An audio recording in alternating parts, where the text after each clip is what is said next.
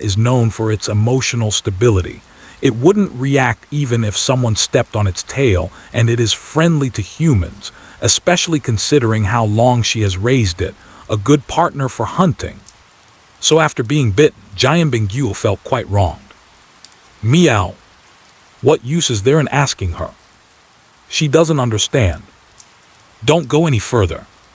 Stand here and do not move. Lingbao was anxious on her shoulder, and seeing her strolling forward while talking, simply jumped down and took a bite out of her boot. Hey, still biting. Giant Bingyu took a step back. The thick hiking boots worn in the forest didn't get bitten through by the cat, but it did leave a mark when it let go. There are already quite a few small holes in her black boot shafts. All of them were bitten by Lingbao just now. This material cannot be repaired when taken back. We are now in a place with no nearby village or store. Even if you get tired of playing and want to go back, we still have to walk, right?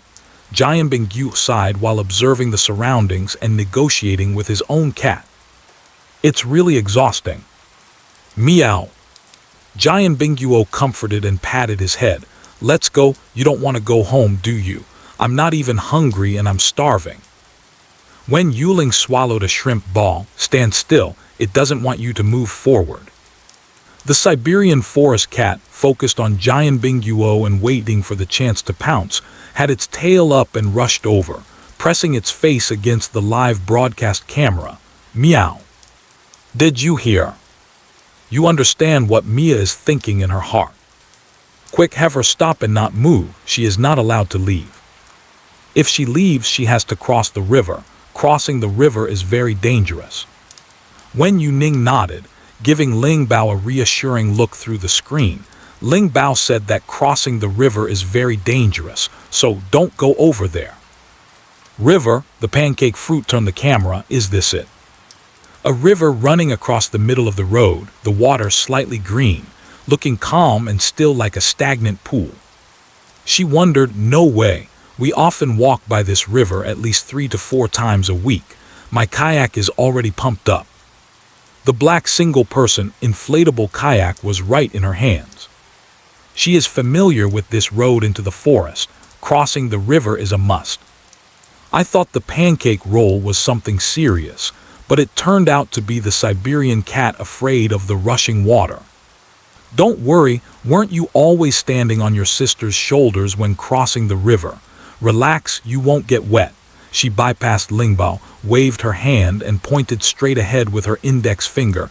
Let's charge. Let's rush home to eat delicious food. Meow. Lingbao in a huff lowered her head and bumped her calf, then directly hugged and nibbled. You're so stupid. I told you not to go. Meow bite. Pancake fruit. Hey Lingbao, what are you doing? Cats are naturally afraid of water. There's nothing that can be done about it. Moreover, that water looks very deep. Even dogs that like to play in water would have to think twice. I suggest you return the way you came. Wen Youning quieted down, listening to the voices from the live broadcast room across from her, and softly said, it seems like there's something in the water. Giant Bingyu paused in pursuit of the cat, saying, what did you just say? She felt a shiver in her heart. There was something hidden in the water. In an instant, various Nile River monsters and North Sea giants flashed through her mind. What you mean by something is like fish and shrimp, right? When Youning shook her head, she wasn't sure either. But judging by the cat's reaction, the thing inside shouldn't be small. If it were just fish and shrimp, the cat could catch them by itself. There would be no need to stop it from going over. Bring the phone a little closer, I can't hear too clearly. From a distance, Wen Youning could only hear some vague bubbling sounds. And don't get too close to the river so that the things inside won't launch a surprise attack. About a distance of 1.5 meters. Okay. Giant Bingyuo's speech was no longer as lively as it was at the beginning. There are things in the river where she often rows her inflatable boat. Even if she was lucky this time and wasn't bitten, wouldn't there be something following her from behind during those times she was rowing the inflatable boat, or even underneath the kayak? Just thinking about this possibility makes me want to drop dead right where I am. She stopped at about the same place and tried to stretch her phone out. Is this distance enough?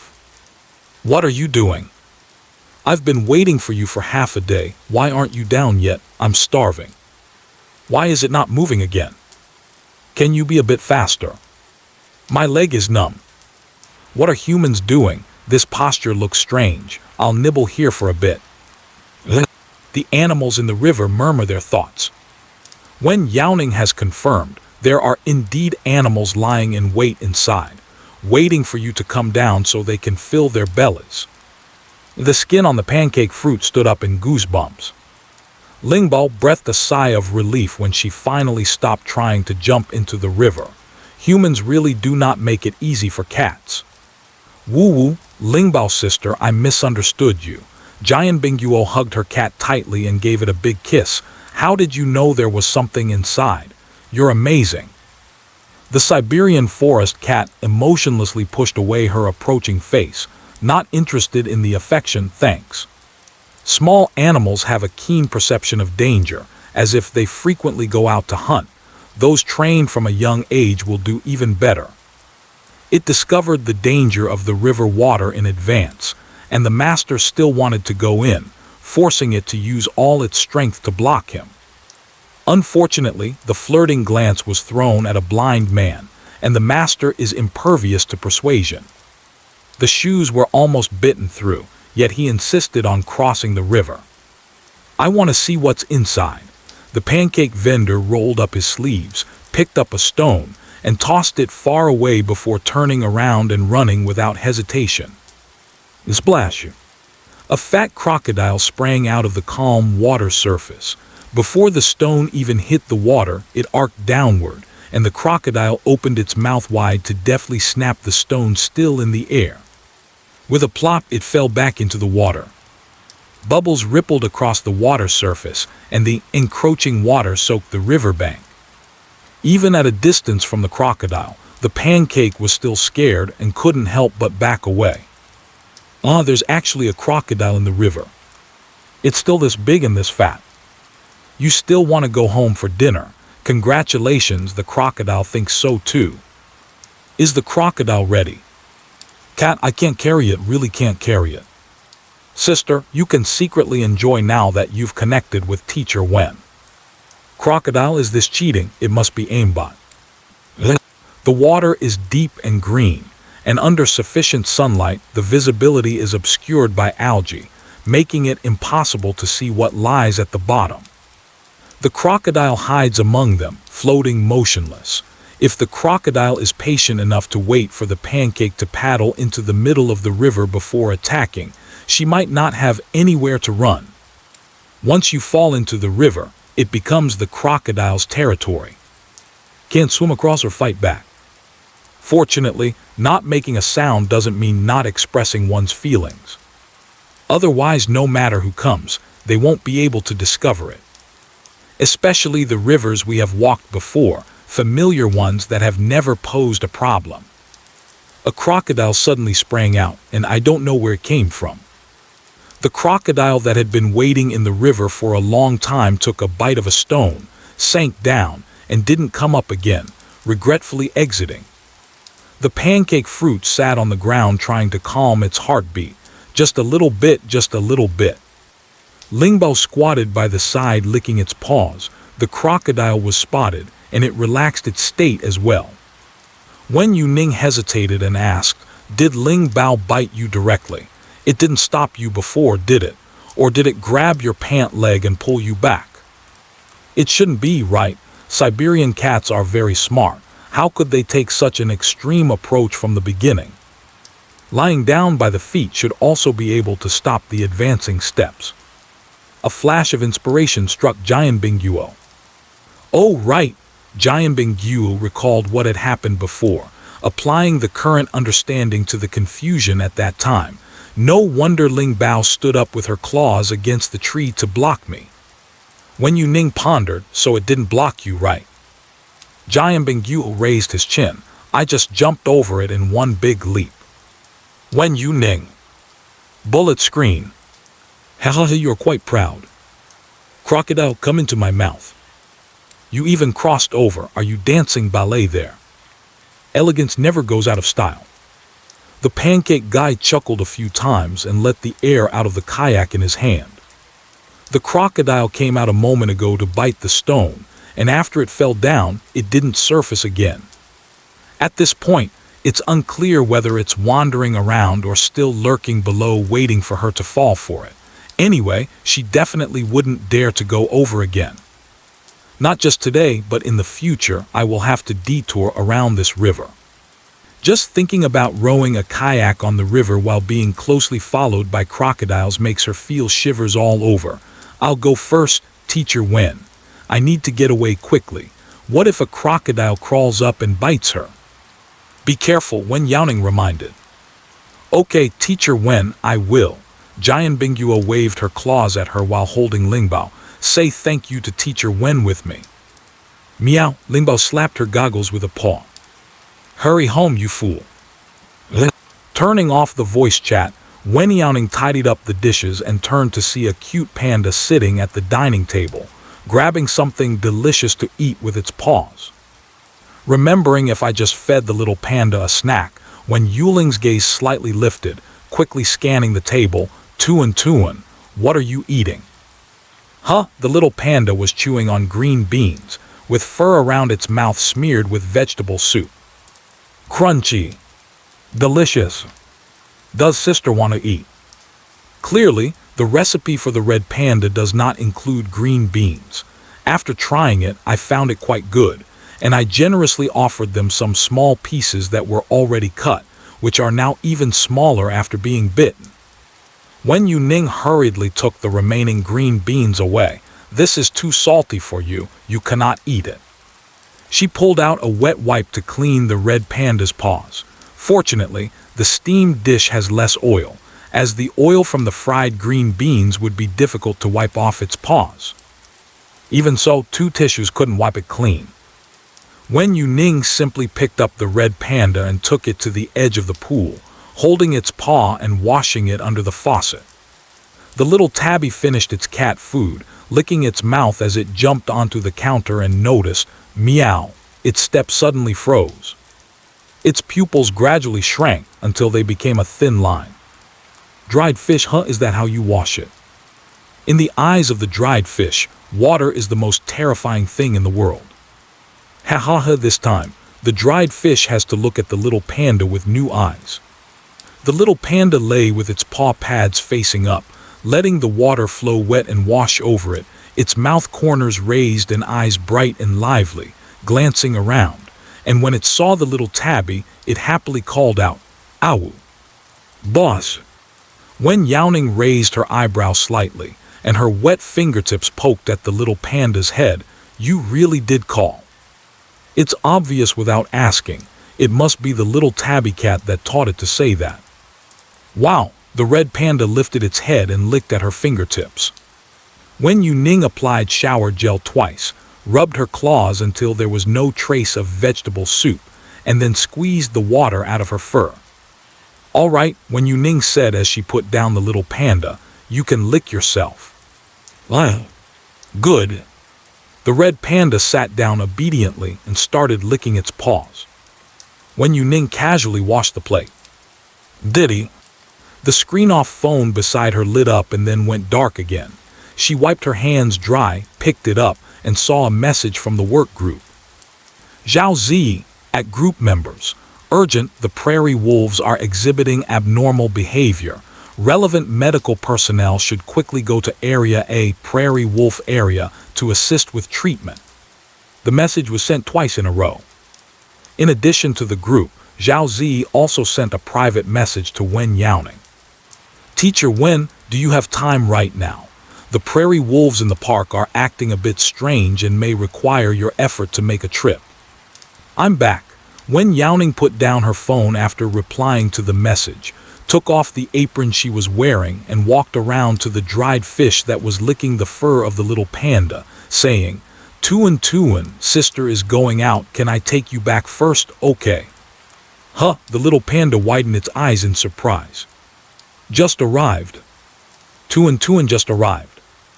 The little panda can't listen to these now. Wen Youning changed her shoes and entered, but there was not a single plush toy in the kitchen.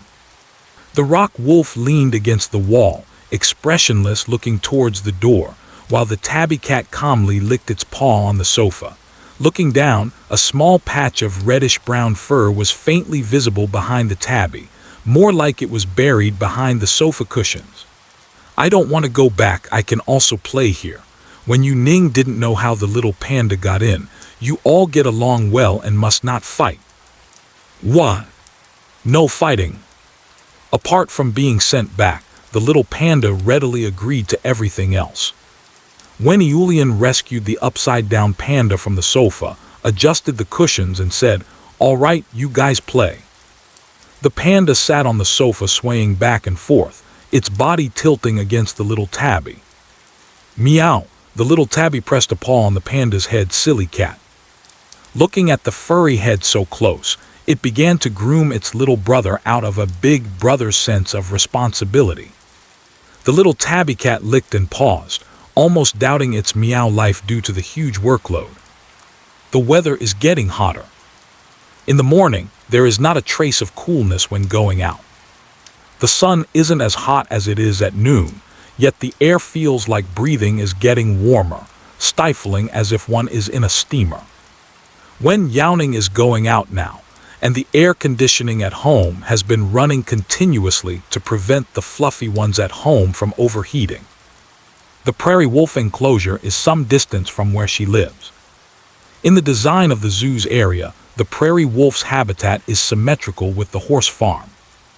Because wolf packs have high territorial demands, being confined in a small, closed environment for a long time can lead to stereotypical behaviors, self-harm, and aggressive self-damage, among other issues. It's still early, and the visitors have not yet entered the park. This is Wen Youning's first time here, following the signs to enter. The large grass area within the park is surrounded by iron fences, and there is a water channel separating the two sides between the fence and the grass area. This is set up to ensure the safety of the visitors. Wen Youning arrived relatively late. The park's animal doctor is already in place.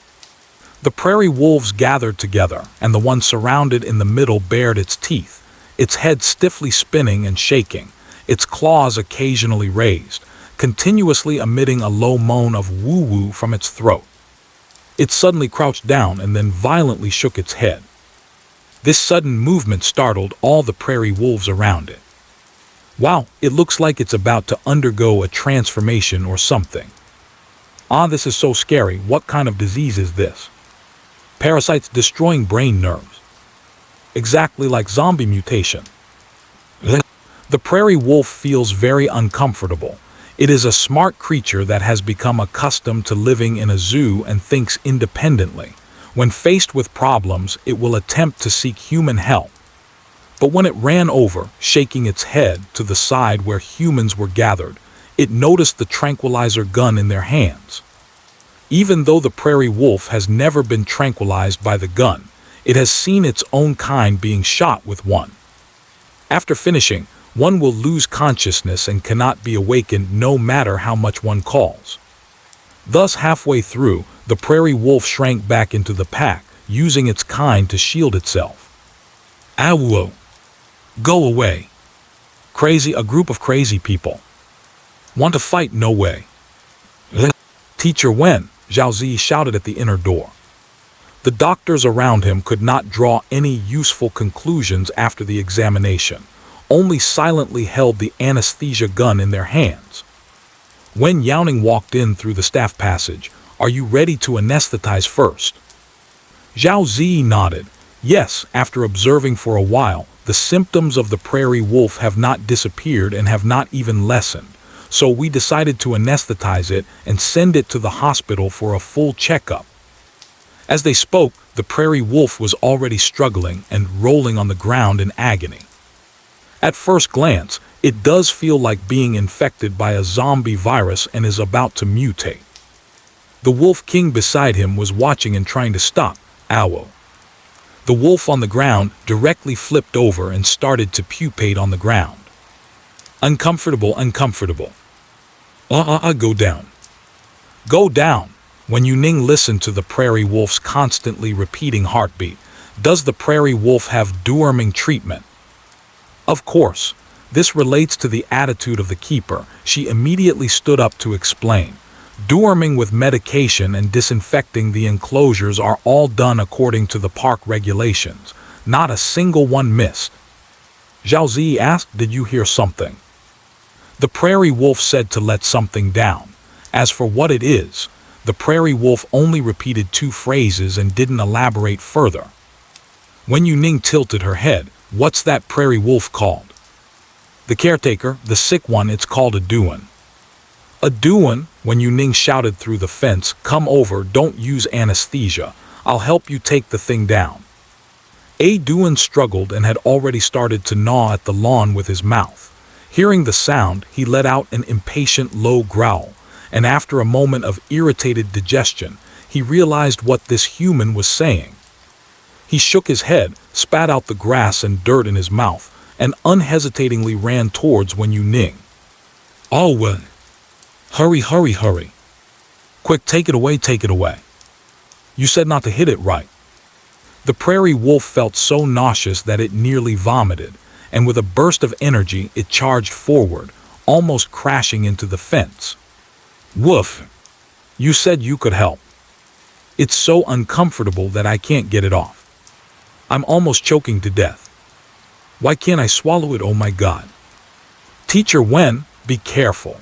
Zhao Zi reached out to block it, preventing the prairie wolf from directly standing up and pouncing on the fence to get close to Wen Youning's face. The doctor next to them asked, is this illness contagious? Will a bite turn someone into a zombie? Contagious or not, being bitten still hurts. Wait, are you the animal doctor or am I the animal doctor? You're asking me. It feels like the apocalypse. It's okay, don't worry. Wen Youning walked past Zhao Ziyi, and as soon as she got close to the fence, the prairie wolf immediately stood up, its front paws on the top of the fence, eagerly wagging its tail. Woohoo! Hurry! I can't swallow woo. Wen Youning probably guessed where the problem was and said, lend me a pair of gloves. Zhao Zi handed her a new one. Isn't anesthesia needed? No, Wen Youning put on gloves. It's not a serious illness. She stepped forward. Open your mouth, don't move around. Ow! The prairie wolf howled, and as it made the sound, its mouth closed. It quickly made another woo sound and opened its mouth wide again. Help! Teacher Wen, what illness does A Duan have? Can you tell me? The animal doctor next to her saw that Wen Youning didn't say anything and was ready to start treatment without asking much. This made it seem like they were standing there just for show, and it was quite unnecessary. The anesthesia gun in hand had no place to be used. No illness, Wen Youning said as she reached into the mouth of the prairie wolf.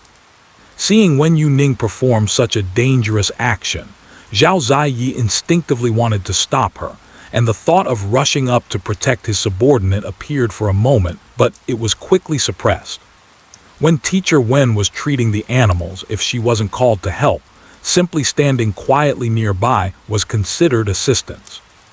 Zhao Ziyi did not recklessly step forward to create chaos. Wen Youning's finger felt around in the mouth of the prairie wolf, detecting a protrusion, and quickly and accurately removed the sticky substance attached to the wolf's upper jaw. Wet and shiny when illuminated by sunlight. It was a light green hard candy. After melting, it got stuck on the upper gum. Can't lick it off, giving the prairie wolves a real headache. The culprit of the mutation. I can't believe it. I actually believed it was some parasitic disease, and I even went to check if wolves infected with parasites could transmit it to humans. Almost got anesthetized for eating a candy. Will I dare to eat random things next time? Wen Youning placed the sugar cubes on the tray. The hard candy cubes don't seem like something that would be fed by the zookeeper. They should have been thrown by the visitors. Looking at the size, It seems like they were just eaten not long ago, and after a while they will melt on their own. Most likely thrown by visitors before, and not long ago the prairie wolves noticed and ate them. After all, such small things are the same color as the grass. Daily cleaning may not necessarily be able to collect this stuff into the trash bin. Zhao Zi looked at the candy, silently put away the anesthetic gun, and chuckled for no reason. If, after the anesthesia, the prairie wolf is sent to the hospital for a basic checkup, then during the time taken for the checkup, this candy would melt. Without the culprit, they wouldn't be able to find what illness it is, a periodic and perplexing condition that distorts and deforms the prairie wolf. Just thinking about it makes one feel both amused and exasperated. The thing that was hard controlled on the prairie wolf was taken off after a long time, and the prairie wolf shook its head, only then feeling its mouth come back to life. Owl, after coming back to life, it unhesitatingly started looking for the human who had just tried to hit it with the black thing. Owl, owl. Fool, idiot, human trash. Can't do anything right yet still want to hit. Can't help and only adds to the chaos. The prairie wolves don't play favorites. They cursed everyone outside the fence from start to finish. Passing by Wen Youning, they simply eased their offensive and let out a low woof, then continued to curse after walking past Wen Youning.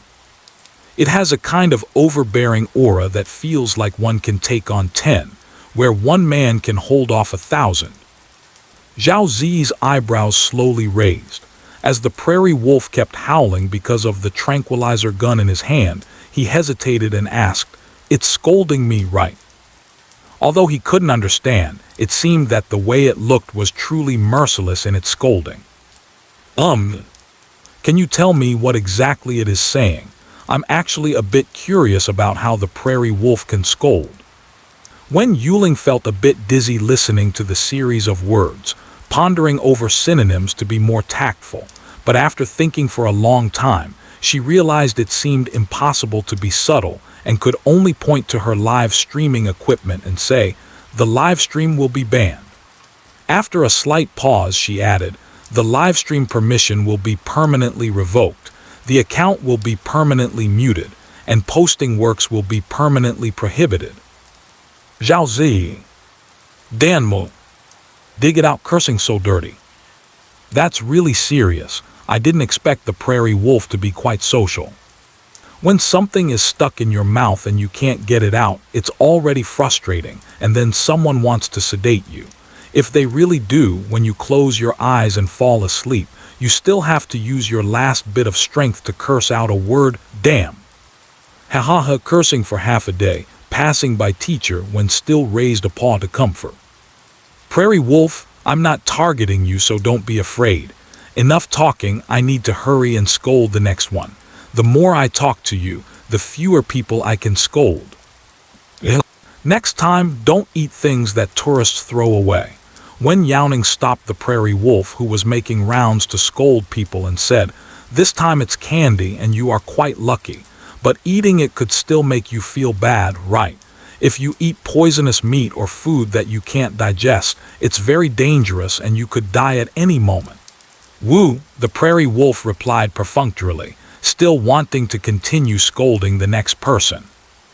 Listening to this chatterbox, Wen Youning thought that the only one comparable to it in terms of chatting would probably be the pearl bird. That mouth is incredibly chatty. The person beside remained silent. If it really doesn't work, let's put the candy back on it. Although it will melt away soon, a moment of silence is still a moment of silence. Wen Youning smiled and shook her head. "You all chat. I'll go see the white lion first." Zhao Zi said, "I'll give you a ride." "No need, I drove the park's car here." Wen Youning declined Zhao Zi's kind offer, patting him on the shoulder, leaving them to deal with the prairie wolves. As she stepped outside, Wen Youning couldn't help but laugh out loud. The cars in the park have air conditioning. However, their effect is not as good as that of normal gasoline or electric cars. The airflow is also average, and it would be better to drive with the windows down and let the natural wind blow in at a faster speed. Wen Youning drove out in an old man's vehicle, and there were already signs of tourists on the road. On a hot day, even the earliest visitors have already put on sun hats. The weather is hot and the animals are reluctant to come out. As Wen Youning passed through several sections, many animals were hiding in the shade, and some were simply staying in the air-conditioned rooms. Especially the lions and tigers whose fur is thick. Even if they shed in hot weather, they cannot withstand direct sunlight. Inside the hospital, the air conditioning's cold air rushed over, allowing Wen Youning to let out a sigh of relief. After coming out of the disinfection room to register and sign, a hurried footstep sound accompanied by gasping after running. "It's consultation room 5, right?" The keeper ran out of breath, and even though they were exhausted to the point of pain with every gasping breath, they dared not stop. "Take it slow, hold on, we'll be there shortly." She was shaking the golden monkey in her arms, one hand holding the oxygen mask to let it breathe oxygen. Slowly being tightly held, her eyes lit up when she brushed past Wen Youning, reaching out to grab, but the keeper ran too fast. With the oxygen mask on her face, she struggled to lean over the keeper's shoulder. "What's going on, my little golden monkey? Why do you look so haggard after not seeing the baby for a few days? Poor thing, even wearing an oxygen mask." Wen Youning turned on her feet and followed the caregiver. "The doctor hasn't arrived yet. There's no one in exam room 5. The attending doctor is on the 3rd floor." The zookeeper was full of the sign of examination room number 5, and didn't notice who had just walked by. When he heard the words, he only thought it was hospital staff. She pressed down on the golden monkey that was eager to climb out of her arms, just about to turn around and ask the duty doctor which examination room was on the 3rd floor when she exclaimed, "Teacher Wen." Wen Youning stepped forward and asked, "What's wrong?" The zookeeper was almost crying in anxiety. Seeing a familiar face, he choked up and said, "Difficulty breathing, signs of choking, unknown cause of hypoxia, can't even stand steady." Although it was urgent, the speech was still relatively clear, and the situation was described very fluently, as if it had been silently recited several times in the mind. "Have you had a blood test?" Wen Youning took the list from the caretaker's hand. "Yes," the caretaker said, sniffing. "The nurse downstairs took us to have blood drawn. The doctor hasn't opened the order yet. They're waiting for the doctor to come and supplement it." "Don't worry for now." When Youning flipped through the examination report, "There's no problem." The little golden monkey struggled incessantly in the keeper's arms. If it weren't for the keeper holding it down, the oxygen mask would have long been lost. "Hug. Come." Wen Youning stretched out her hand slowly and without hesitation, ready to leap into her arms. The keeper held a small portable oxygen tank in one hand while keeping the oxygen mask from falling off with the other, saying, "Be careful, take it slow." When did this situation occur? Wen Youning hugged the small golden monkey, her fingertips pressing on the slowly moving claws. "Just a moment ago." The caretaker glanced at the time. 15 minutes ago. I got up early to let the golden monkeys out, and when I went in, I saw Slowdown lying face down on the toy ball. It scared me to death." The caretaker said, "I called for a doctor to help, but I thought they were slow to arrive, so I just took Slowdown to the hospital myself." Even when the doctor arrived, all they could do was first aid. They didn't have any examination equipment there, and anyway, a specific checkup would have to be done at the hospital, so she simply didn't wait for the doctor to act and came directly over first. When Wen Youning was taking the pulse of the golden monkey, the caretaker beside her calmed his breath, trying to lower his breathing sound as much as possible to avoid disturbing her. But the more she took the pulse, the deeper Wen Youning's brows furrowed. The little golden monkey was not nervous at all, comfortably snuggled in Wen Youning's arms, playing with the tube connecting the oxygen mask to the oxygen bottle. This silly little monkey, stop playing. You are in danger right now. I'm so anxious. What disease is it? If it's breathing issues, it's likely a respiratory infection or a problem with the lungs. If suffocation has already occurred, the issue is probably serious. I hope for safety. The caretaker cautiously asked, is there still hope for it? Slowly. Wen Youning checked the pulse and then switched to another paw. There's no problem. It's all my fault for not taking care of it. If it's really hopeless, no problem. The caretaker's tears were spilling out, and after hearing this, they were stuck at the corner of their eyes. Is it the same meaning as I understand no problem? Or is it that she has worked in the zoo for too long, becoming disconnected from the outside world, which has caused this word to have a new meaning that she doesn't know? Wen Youning did not jump to conclusions. It could also be that she lacked skill in her craft.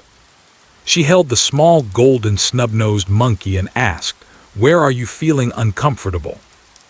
Woo! The small golden snub-nosed monkey had a crescent smile. Man is not uncomfortable. It's just that my eyes are blurry. Sister is swaying. Is your vision blurred? Wen Youning's fingertips gently covered the little golden monkey's eyes. Slowly now, don't move. Sister just wants to take a quick look. The little golden monkey blinked for a moment, and now it couldn't move its eyes, staring blankly at her. Is there a problem with its eyes? The caretaker thought it might be a lung issue, but upon seeing Wen Youning looking at the golden monkey's eyes, they couldn't help but feel a chill. How many problems could the golden monkey possibly have? The caretaker shivered and asked, I still have a CT scan scheduled. If there is a problem with its eyes, should I still go for the CT? It doesn't seem to have any abnormalities right now. Wen Youning thought for a moment and changed her question. Slowly, tell sister, why are your eyes blurry? The little golden monkey tilted its head. Why? What? Slowly, don't know. Slowly blowing and my eyes become blurred. Can't catch my breath. Wen Youning. What were you blowing? Wen Youning suddenly froze. You just said when you saw it slowly. Where was it lying? Where was it lying? What are you blowing? The zookeeper was confused. She had just blurted out everything she needed to say, and her mind had momentarily gone blank. At this moment, when Wen Youning asked this, the zookeeper surprisingly couldn't think of an answer right away. She tried to sort out her thoughts. I went into the back room in the morning, opened the door and said, "Good morning, babies." Then I picked up the little Q and took him out, and my colleague was also helping to carry out the golden monkeys. After several trips, there were fewer and fewer golden monkeys. I found one inside that was completely still. The park had just purchased a batch of toys, including small cars and inflatable balls, and put them inside. When I walked over, I saw it lying face down on a toy ball without moving. A toy ball. The caretaker suddenly looked up and locked eyes with Wen Youning. Did it blow up that plastic inflatable ball? Wen Youning, it seems like yes. She helplessly smirked. Did any of you blow it up in front of it? The caretaker said, the air pump was broken on the way when it was sent, and we didn't have a spare. That plastic toy ball is very thin, similar to the kind of balloons that float when filled with hydrogen bought outside. Each person has a ball, and they take 2 or 3 puffs, which is not much different from blowing up a regular balloon. The caretaker awkwardly cleared his throat and said, we all blew them up ourselves. Have you slowly learned it? Yes, the little golden monkey nodded happily. The ball is round. Blow it up slowly. The ball is deflated. It learned to blow itself up in the manner you all do. Wen Youning said to the zookeeper, who saw the situation slowly, it should have finished blowing by the time you came in. What if you get a side stitch? Then this is indeed oxygen deprivation. There's nothing to spray. If you don't master the technique well and blow hard in one breath, the suffocation buff will stack up on the baby. Are you golden monkeys this competitive? You've already trained your lung capacity. Wow, wow, wow, no more evolution, baby. If you evolve again, you'll have to start working. Good little golden monkeys that can fix their own toys. The toy has a leak, the toy ball is broken. The zookeeper is holding his breath, and now it seems like it has suddenly drilled into his head, blowing up a plastic balloon for himself until he's hypoxic. If this gets out, people outside will think their amusement park employs animals. Still a cub. Rounding up also involves a bit of child labor. Sounds like it's against the law. The keeper sighed and rubbed his forehead, laughing at himself. No more blowing next time. But the sensible little golden monkey can fix its own toys. Who can bear to blame it for anything? Besides, it seems like it did nothing wrong itself. How could the little monkey know that blowing would make its eyes blurry? Slowly blinking, Wen Youning moved the oxygen mask aside. After breathing oxygen for half a day, the golden monkey had almost recovered on its own and was able to be discharged without waiting to find the duty doctor. That ball. I'll destroy it as soon as I get back. The keeper gritted his teeth. I'll switch to a batch that can't be inflated. This is just a little golden monkey blowing. If time goes on and all the plastic balloons start to deflate, all those golden monkeys will follow suit as soon as one of them blows. She could hardly imagine what a spectacular scene it would be to wake up and find that waiting for her when she opened the door to go to work. When it falls, it causes a crowd. At that time, it wouldn't just be the little golden monkey whose eyes are sparkling. It must be that the keepers' heads are buzzing. All right, it's not safe if it's leaking. Wen Youning patted the little golden snub-nosed monkey's head. I'll give you a ward and keep you under observation for a while. You can leave once I'm sure you're fine. Okay, the keeper clapped his hands together, palms up. Come on slowly, I'll take you to the ward. Woo-woo, the little one clung to Wen Youning and refused to get down. It silently reached out and pushed the caretaker's hand away. Invisible. Slowly becoming invisible. I'll take you to the ward. When Youning put away the oxygen tank, I'm going there too. How many floors in the hospital are specifically renovated into patient rooms? Most of the patient rooms are empty, with no animals inhabiting them. With Wen Youling's authority, it wouldn't be a problem to open a patient room next to the White Lion. Upstairs, the White Lion leans against the glass wall, with its head lowered as if it is asleep. When the elevator doors opened, it showed no reaction. Wen Youning sent the golden monkey next door, using no cage inside, and placed it directly on the hospital bed. The hospital beds are disinfected after each use. Wen Youning said, "You can sit here for a while and wait for the doctor to come in for a CT scan." Okay, thank you, Teacher Wen. Manman was originally pawing at the bed, and seeing Wen Youning about to leave, she hurriedly hugged her arm again. Let's go together. I can't go see the White Lion with you, Manman. Wen Youning patted the little golden monkey and said, "You're scared." When the little golden monkey came in just now, she was so scared seeing the sleeping White Lion that she burrowed into her arms. There's no way I would really take Manman to see the White Lion.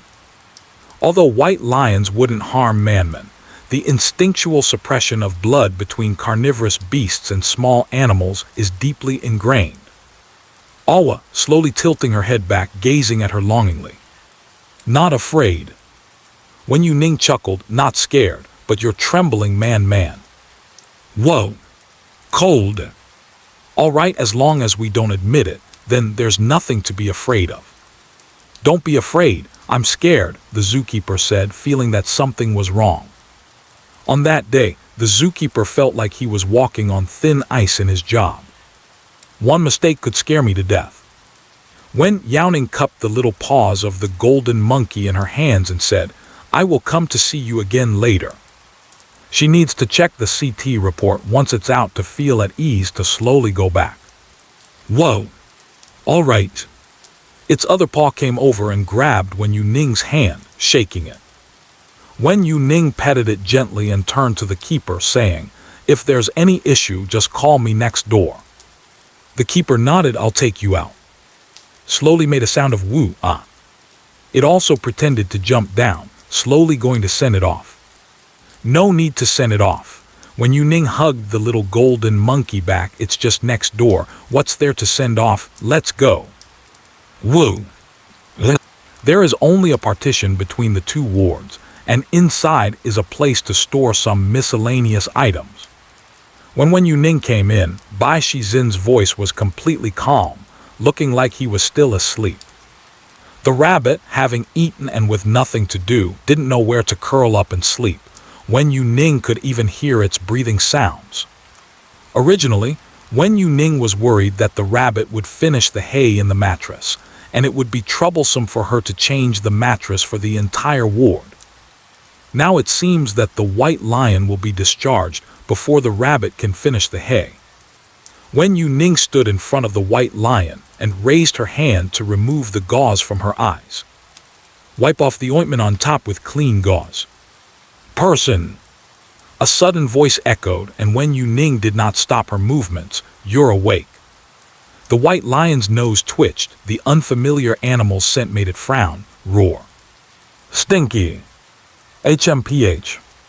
In the past, Wen Youning would always first enter the disinfection room and would not come into contact with other animals. Today, it was only after finishing disinfection that she held the little golden monkey, and the white lion immediately recognized her scent. "Not smelly, you smelled it wrong." When Youning curled her fingers to scratch the white lion's neck, "I brought you a comb. I'll help you comb your fur later." The dirty areas that were a bit rough have all been trimmed off, and the remaining bloodstains have been cleaned with disinfectant wipes. The white lion now looks clean, except for the inevitable patches of fur unevenness. But there was no way around it. The hair around the wound had to be shaved for treatment. The only difference might be how much was shaved or how little. But it's okay. Even though the fur looks a bit strange, the white lion still appears majestic and powerful, and these flaws make it look even cooler. The white lion lowered its head, blindly bumping into her arms as it tried to cover up the scent of the unfamiliar animal.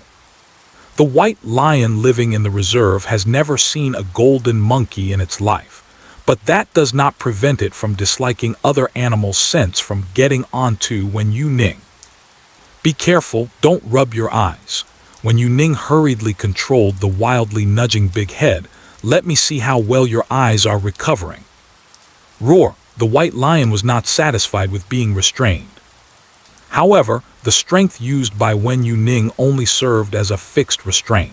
As long as the white lion wanted to, it could easily shake its head and free itself from Wen Youning's grip.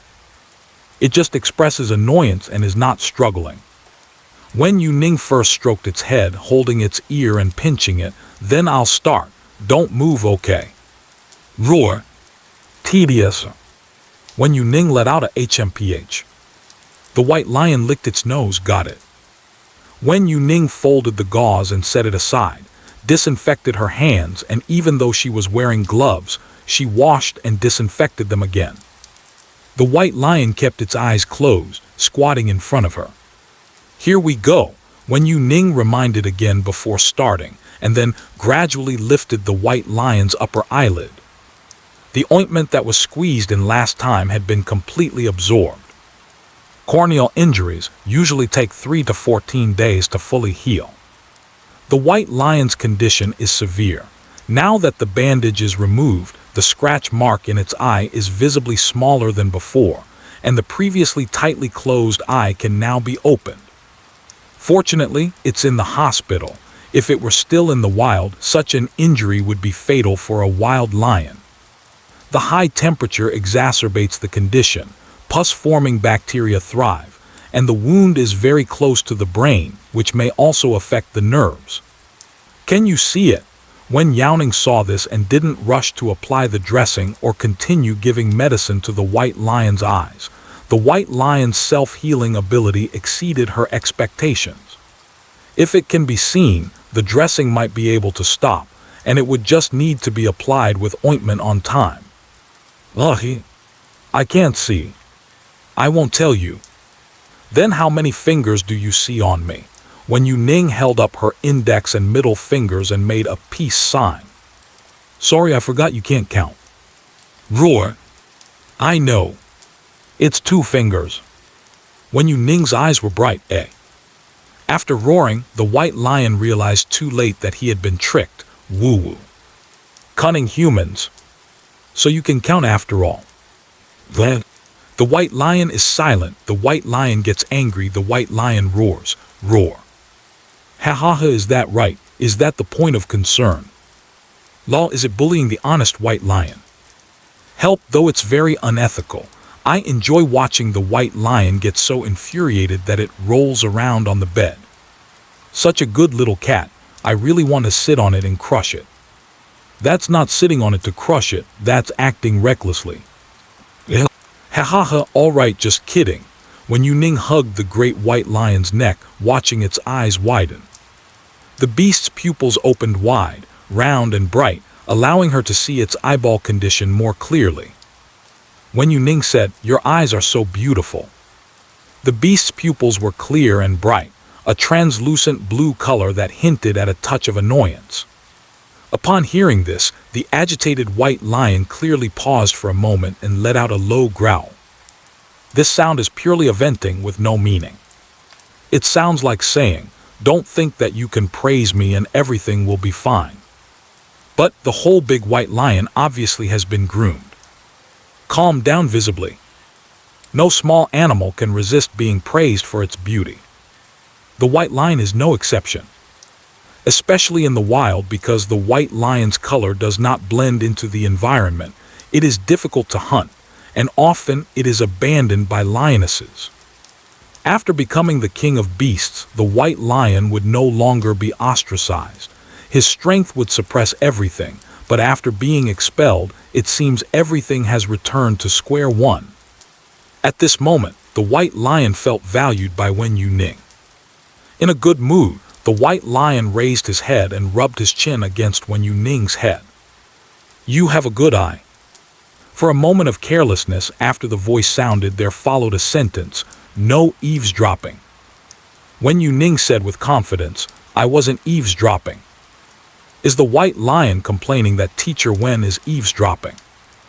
How can this be called eavesdropping? It should be the white lion thinking sneakily instead. Ha ha ha, you're simply the opposer of the heavens. Roar, the white lion pretended to bite, but it didn't even lift its head. Wen Youning smiled and said, "You don't need to have a dressing today. I'll apply the ointment for you in a bit." Let the white lion observe the surrounding environment with its eyes before applying the ointment. There is still time. Woo, the white lion responded softly and had no objections about when to take the medicine. Since being admitted to the ward, this is the first time the white lion has opened its eyes to observe. Its gaze drifted around the ward, sweeping over a lump on the floor where a rabbit was making a loud snoring noise. The white lion paid no attention, not even stopping for half a second for the rabbit. The gaze that was diverted suddenly froze when it saw the glass wall, and then slowly widened, with changes in the pupils. Noticing that the white lion's body was stiff, Wen Youning looked up and followed its gaze. "The glass wall, that's the wall you broke last time. If I hadn't stopped you yesterday, you would have charged out through that wall again." Wen Youning was originally teasing it with a smile, but then realized that the white lion seemed to be looking at something other than the glass wall. Instead, it was the reflection on the glass wall. That is, the white lion who was shaved after treatment. Wen Youning. White lions in the wild do not have a chance to see their reflections in mirrors. Even when tourists enter the reserve in a tour bus, the drivers will keep a distance from the white lions. However, when a white lion drinks water, it can see its reflection in a clearer river. With the combat power of a white lion, it is not a problem to independently occupy a territory with a river. Wen Youning could clearly feel that the white lion had become silent, its heart voiced like a still pond. White lion. After a brief stalemate, it slowly lowered its eyes. Wen Youning cleared his throat and tried to explain the current situation with all his knowledge. What if I say that what you see is because your eyes haven't healed yet, causing a deviation in your vision and making you see it wrong? It seems unrealistic, right? Haha. Haha. Ha. Eyes locked with each other. The white lion squinted its eyes. 1 second, 2 seconds, 3 seconds. Wen Youning decisively picked out a roll of gauze from the medicine box and tore it open, saying, "Let's apply this after all." Roar. Haha, it's over. It's okay, baby. Even if the fur doesn't look good, you are still the most handsome lion in the whole zoo. Wait, I remember that this zoo seems to have only one lion, right? The most handsome white lion was clearly very angry, roaring like an engine, with its paws scratching the ground incessantly. Ugly, disgusting. Not ugly, actually it's quite okay. Look at how unique you are now, compared to before when all the lions had the same hairstyle. Now you really stand out. When you walk among the pride, everyone is sure to notice you at a glance. Wen Youning continued to smooth its fur. Moreover, it's summer now, having thick fur is too hot. You see, with the fur trimmed and shortened, it's more comfortable to walk outside without air conditioning than when your fur was thick before, right? Warm Youning is trying to move you with emotions and reason. You have to have confidence in yourself, right? The most handsome white lion in the entire park. Roar, the white lion clearly does not listen. The most handsome white lion is not giving face. Wait, don't be angry. Let me explain to you. Warm Youning hugged the fluffed-up white lion to prevent it from scratching the glass wall harmfully.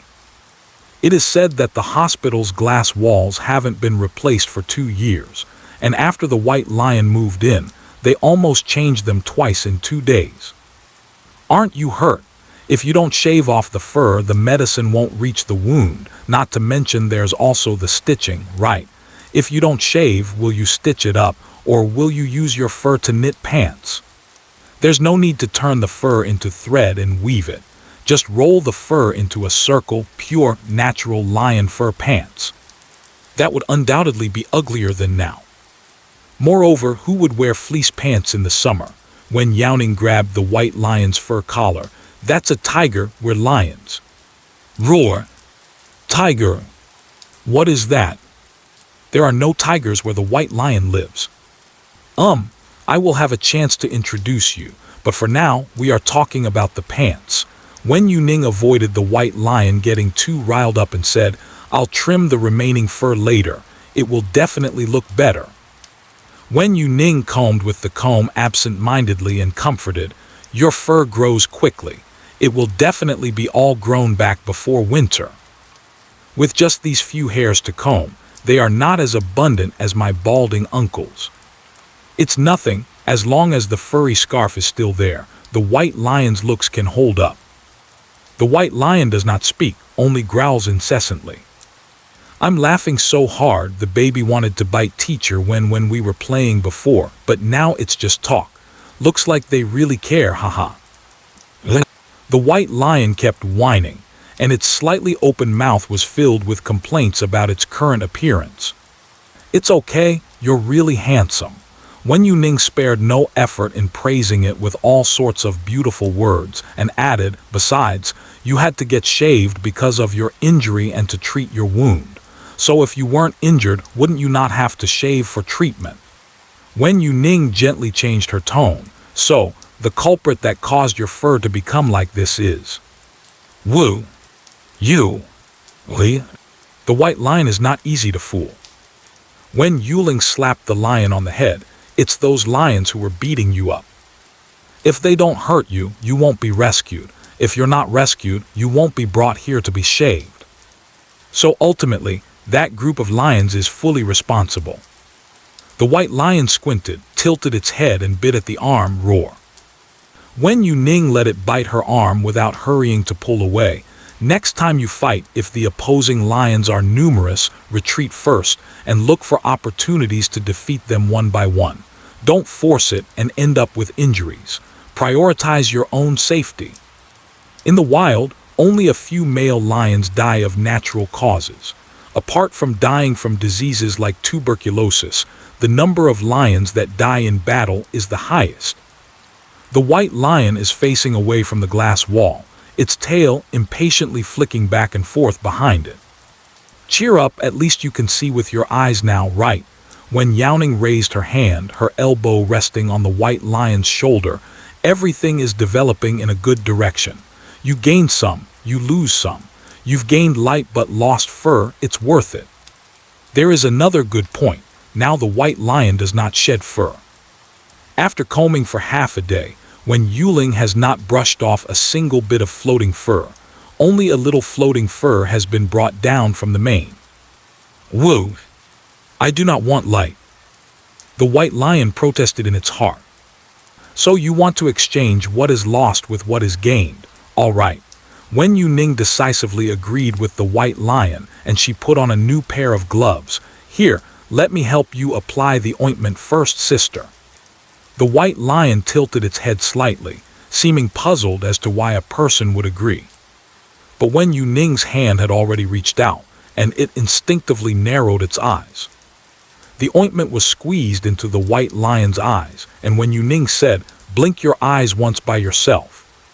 There may be a slight foreign body sensation, but it won't be irritating or uncomfortable.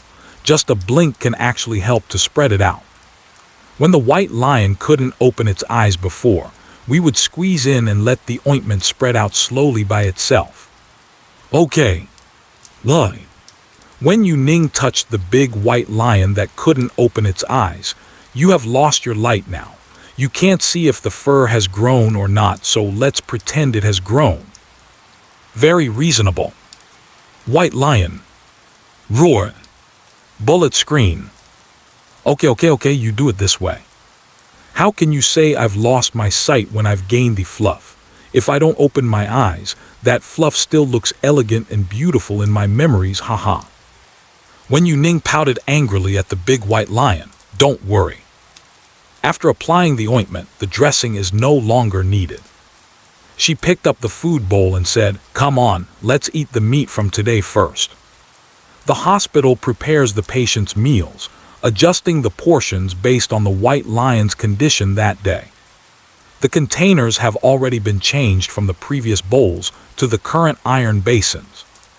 The jerky that Wen Youning brought yesterday was quite liked by the white lion, and it has all been eaten. If it weren't for the fact that there was no jerky left at home, I would have brought more for the white lion to eat today. It's rare to see the white lion, who usually resists eating, have something it likes. It definitely needs to be well prepared. Logically speaking, the attraction of fresh meat should be more appealing and preferred by the white lion than jerky and dried meat.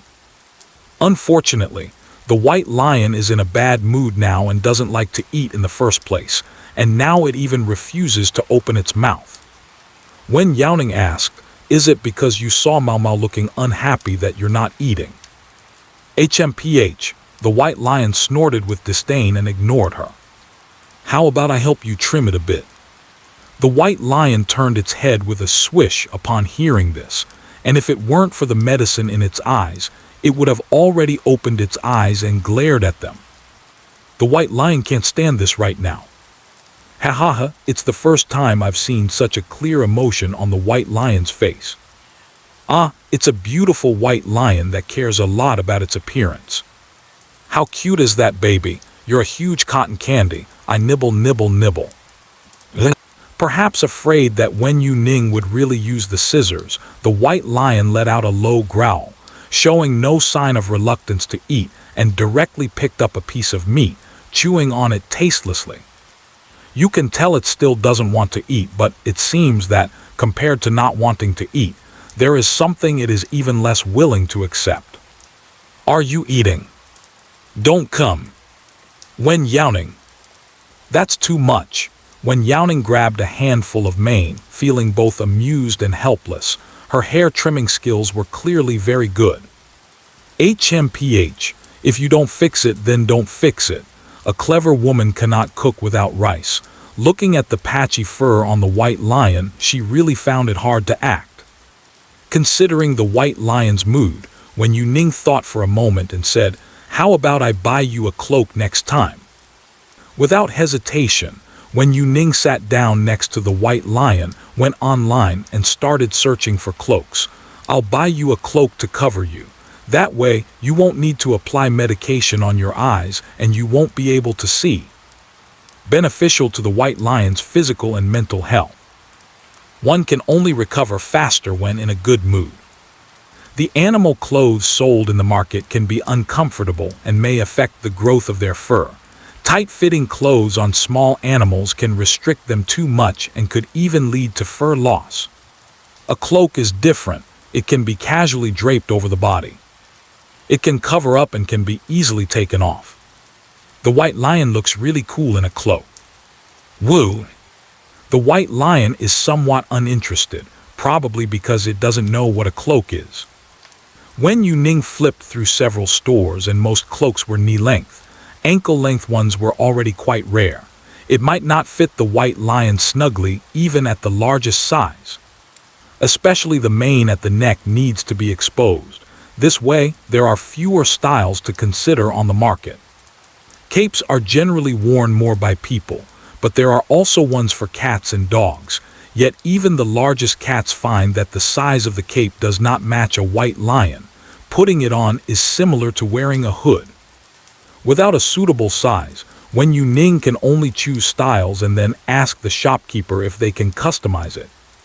She accompanied the white lion to finish the meat, patted the lion's belly, and estimated that next time they could add another pound of meat.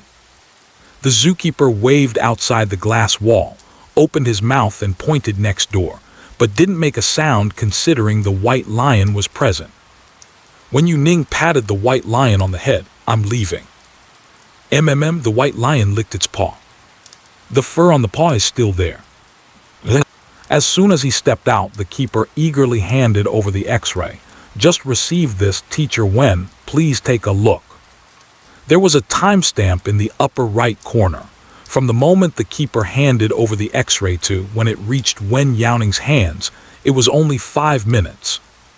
The nurse had just delivered it to the ward when the keeper turned around and came over with the x-ray. "Go in first." Wen Youning couldn't see clearly with this, walked into the ward, turned on the light on the desk and placed the film on the viewer. Under the illumination of the viewing lamp, everything was very clear. Wen Youning insisted on her earlier diagnosis, saying, "It's nothing. It's just that I blew a plastic ball and got out of breath. It's a small situation that would heal by itself with a little more time in the hospital." The handler nodded. Since he first guessed it was a lung issue, he had been anxious, but now he finally felt relieved. It's good that there's nothing wrong. The little golden monkey sat on the hospital bed, hugging its legs and curling itself into a little ball. It sensed the presence of the beast the moment it entered. So scary. Slowly becoming afraid. The golden monkey has a gentle temperament and little aggression.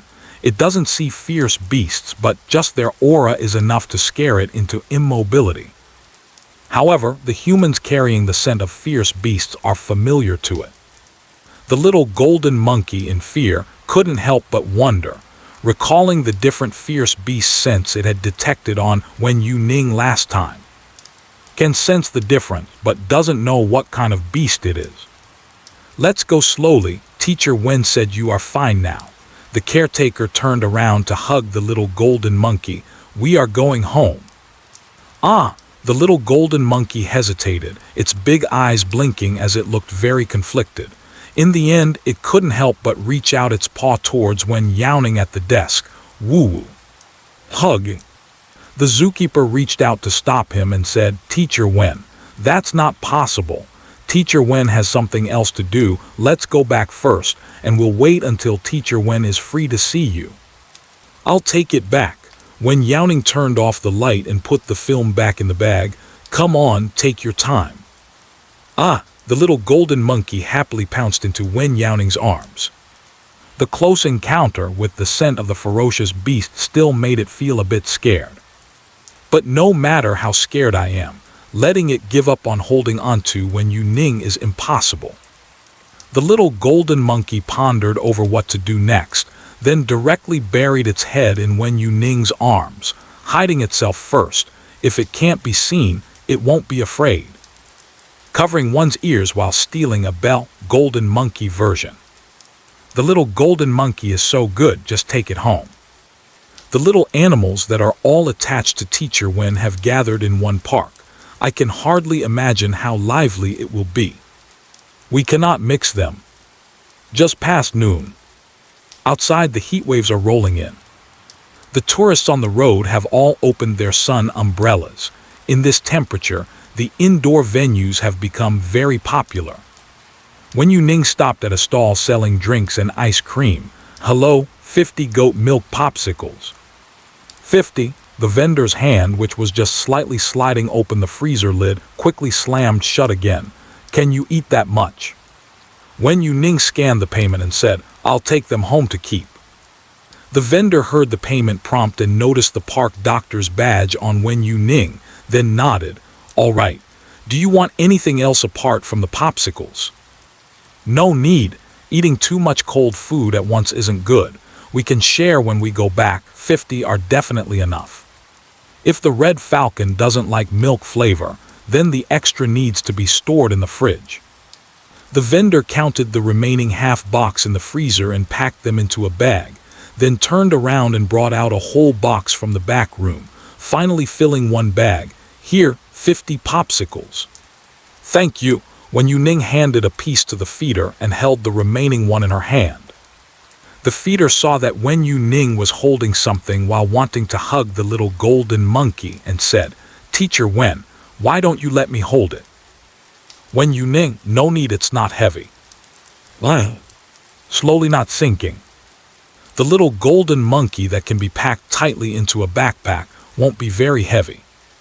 Due to the hot weather, the number of tourists strolling on the road has noticeably decreased. Tourists feeding the golden monkeys have also moved indoors with them. The view is not as open as outside, and we cannot get close, but it's good because it has air conditioning and is cool. The only feeding area is the protruding cylindrical opening on the glass wall. The golden monkeys are all queuing up obediently. Look, this golden monkey obviously seems listless. The way it looks at me seems a bit dazed, so pathetic. It keeps sighing while staring at me. The man whispered, Is this zoo abusing the animals? Why does this golden snub-nosed monkey look so miserable? How can I help it? He took out his phone to film the monkey, clearly intending to post a video online for help. Facing the human standing in front of it, the golden snub-nosed monkey merely lifted its eyes, nothing more. It really does look a bit wilted. But it seems more like speechless, helpless, with nothing to say. Being locked inside, there is not a bit of freedom. Has it been bullied by other golden monkeys? With so many monkeys raised in such a small space, there must be territorial conflicts. With no caretakers around, they can't get enough to eat. It's too tragic. The man was so touched by his own words. The caretaker hurried over, saying, Sir, hello, if you have any questions, please contact the staff. Please do not spread rumors. The man glanced at her, instinctively tightening his grip on his phone, as if afraid it would be stolen. I am not spreading rumors. You can see for yourself that the condition of these golden monkeys is very concerning. Can't you staff pay a bit more attention? They are so pitiful. The golden monkey inside scratched its head. What is this human doing? It reached out its paw in confusion. Seeing this, the man visibly became excited and tremblingly extended his palm upward to catch the golden monkey's paw. Look, the man said, agitated yet afraid of scaring the golden snub-nosed monkey, lowering his voice intentionally. It's asking for my help. No way, this zoo is famous for pampering its animals. Exactly, I remember there was someone in charge of this park who embezzled funds, and they never let the golden snub-nosed monkeys go hungry. So just think about how much money the park has been allocated. If they were really abusing the golden snub-nosed monkeys, Teacher Wen would have noticed it long ago. Exactly. The man, filled with righteous indignation, shouted, "I'm going to report you and expose you all online, you bunch of heartless people." Woo-woo, the golden monkey reached out its paw but touched nothing. Seeing that the other party seemed not to understand its intention, it looked around helplessly and squatted down. "What are you talking about? There is no food. There are no apples. What are you doing?" The golden monkey does not understand. The golden monkey is confused. "Hello," Wen Youning interrupted the man's words. The man immediately saw the golden monkey she was holding in her arms. Not knowing if she was a staff member or a visitor, but noticing she wasn't wearing the work uniform from the Monkey Mountain, he said, "You should take a photo of this. If my phone gets stolen and smashed, remember to help me report it. Such cruel treatment of small animals is simply inhumane.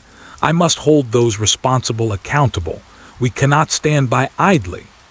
Wen Youning comforted the golden monkey inside the glass wall, which couldn't get any food, and then turned to him and asked, "Have you been standing here for a long time?" The man was taken aback. Right, I was just planning to take some photos and leave, but the more I looked at this golden snub-nosed monkey, the more I felt something was off. Luckily, I observed carefully, otherwise the bad guys would have gotten away." Let me tell you, the golden snub-nosed monkey sat there for half the day, just staring at me with a blank expression. It made me feel uneasy. It was silently pleading for help. Perhaps realizing that I was trying to help it, it just kept squatting there, watching over me. The man said, "Originally, there were other golden snub-nosed monkeys behind it, but after a while those left and only it remained. It's not guarding you." Wen Youning lightly lifted her chin. "Look down, do you see the hole below?" The man nodded. "What did he see?" Wen Youning shrugged. "That is the feeding opening. It is waiting to eat apples. You blocked the feeding opening and didn't give it food, so of course the golden monkey is staring blankly. Other golden monkeys in line from different teams are already full. Only here, the golden monkeys are all in a daze. As for the golden monkey waiting in line behind, you don't even feed them, you just run off to join another line. The man is blocking the way and not leaving, and there are no other tourists behind to feed them, so this space is just left empty. PFFD, I'm really amazed. If you're going to feed, then feed. If not, then leave. Leave some space for the tourists who want to feed." "Ha, golden monkey. I've finally waited my turn, but I encountered such a person. Fortunately, it's a golden monkey. If it were my relative from a May mountain, their claws would reach out from the tube to scratch you. Just bullying the golden monkey because it won't curse." The man rebutted, "Impossible, then it is listless. Waiting for food, waiting until tired." The man continued to give examples. "It was staring at me without blinking." "Staring? You mean glaring." Wen Youning bought an apple and fed it through the feeding hole. The golden monkey inside hugged it with both paws and couldn't wait to take a bite. After waiting in line for food, it turned around and left. She didn't spare him a single glance. Wen Youning weighed the slow one in her arms and said, "If it wasn't for the fact that it happened to be in line with you, it would have gone to another queue and wouldn't have been first. It would have left long ago." Eating something takes a lot of effort. The golden monkey has worked hard to queue for half a day. Let's go. If he feeds the next companion, then he can't come back and snatch food. If we don't leave, we'll just waste time. This worries the golden monkey, and it shows on his somewhat weathered appearance. "Man," he awkwardly touched his nose and said, "There was a misunderstanding, sorry. While others are training hawks, you're stuck training golden monkeys. Imagine this, I'm waiting to get milk, and after standing in line for a long time, when it's finally my turn, the person giving out milk won't give me any and blocks the way so that no one else can give it to me. I'd glare too." Not wanting to change lines is just too real, hahaha. It's not that I'm afraid of clever people scheming, but I'm afraid of a moment of inspiration from foolish people. Just taking pictures, not feeding them. After half a day photographing the golden monkey, I was left bewildered, saying people are being abused, abused. The man awkwardly closed his phone and said sorry. The man who originally didn't intend to spend money on feeding ended up painfully spending a large sum, just as an apology for making the golden monkey wait for half a day. Wen Youning slowly returned the item to the caretaker. I'm leaving first or the popsicle will melt. Huh, the little golden monkey glanced behind her. I didn't bring a backpack. Wen Youning shattered the little guy's fantasy of sneaking out, buying an apple for it, be good. The little golden monkey nodded, woo. The small courtyard of the dormitory. The dogs that used to lie in the yard and sleep are gone without a trace. The red falcon that hadn't left when I went out in the morning also doesn't know where it went. There is not a single small animal in sight. There is a gap left at the door. Wen Youning pushed the door open and the furry ones searched for places to lie down everywhere. Compared to the sofa, the floor tiles, which are cold from the air conditioner, are more popular. Hearing the sound of the door opening, the small animals in the room all raised their heads. Wake up, I've brought you ice cream. Wen Youning shook the bag in her hand. Come on, the usual rule, line up. Wen Youning tore open the packaging, revealing a sheep milk popsicle the size of a classic ice treat. The bag contained dry ice, so it hadn't melted much when taken out. The little tabby cat was very interested in the milky food, sniffing closer and squinting its eyes at the icy coolness. Wen Youning placed it in the little tabby cat's bowl. Come on, you can share one with Juan. The popsicles are put in a bowl to be given out. This way, when they start to melt halfway, they will lick the bowl clean by themselves. Kittens and red falcons cannot eat too much. The puppy can only eat half a piece, otherwise it's too cold. The zoo prepares ice blocks for the red pandas, made from pure frozen water. It is the first time the red pandas have tasted ice with a milk flavor. The red panda, who loves to eat apple bamboo, tried to nibble a piece and immediately its eyes brightened. Woo! Delicious! Eat slowly, be careful not to dirty your fur. To be safe, Wen Youning pulled out a tissue and placed it under its belly. Woo! The red panda patted its belly and obediently sat down to eat. After distributing to the dog at home, Wen Youning finally sat next to the rock wolf and fed it, saying, Come on, rock wolf, try it and see if you like it. After a fracture, drink more milk and goat's milk, which are rich in calcium. It can also actively promote the healing of the fracture ends. It provides the calcium needed for bone healing, and in addition, it can provide the protein needed for injured soft tissues. The meals prepared by Wen Youning for the rock wolf always include goat's milk. It is very familiar with the taste of goat milk. The ice pop has a very low milk content and is sweetened with sugar. It's fine for the rock wolf to eat a little. Such a small ice pop, the rock wolf can finish one in 2 bites. It's made me want to eat ice pops too. Damn it, I'm controlling my sugar intake. The rock wolf doesn't like sweet food. Wen Youning thought that ice pops were quite sweet and instinctively pulled her hand back. I see, then I'll make some without sugar myself. Crunch! Before Wen Youning finished speaking, the rock wolf had already bitten off the ice pop, consuming more than half in one mouthful. Looking at the ice cream stick poking out in her hand, Wen Youning raised an eyebrow and handed the remaining half to Yan Lang. Maybe the one I bought this time isn't very sweet. Hahaha, really, I don't believe it. Yan Lang does not like to eat sweet food, tilde. Wen Youning took one too. The food sold in the park tastes pretty good with a strong milky flavor, but in the end I still have to make some myself. White lions cannot eat this. Their injuries are different from those of rock wolves, and the care and feeding methods are also different, as is the food that enters their mouths. On a hot day, staying in an air-conditioned room eating ice pops feels very comfortable just thinking about it. After taking a couple of bites of the sweet grapefruit ice pop, a request for a live emergency call from Wen Youning popped up in the live stream. Hello, Wen Youning, press to connect. Teacher Wen, this is really urgent. The new dog I just bought seems to be a fool. What should I do? Wen Yuning's voice was very low. I just paid the deposit and the seller is drafting the contract for me, letting me play with the dog for now. Wen Youning saw a large grassland behind him, with tea placed on the table under the sunshade. He pretended to take a sip and used his hands to disguise his mouth shape while speaking. I have my eye on a blue bay shepherd dog.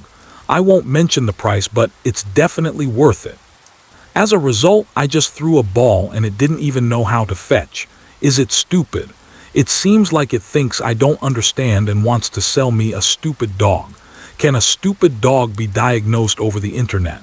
If it can be diagnosed, can I take that diagnosis to ask for a refund from the dog seller? A series of questions were thrown at Wen Youning, and occasionally a salesperson walked by in the background of the live stream. After he finished speaking, he directly muted his microphone and waited to listen. Blue Bay Shepherd dogs are extremely rare in the country. Judging by the background of the live stream, Wen Youning should be abroad. This breed of dog is named after its place of origin, Palm Bay, Florida, and the Blue German Shepherd.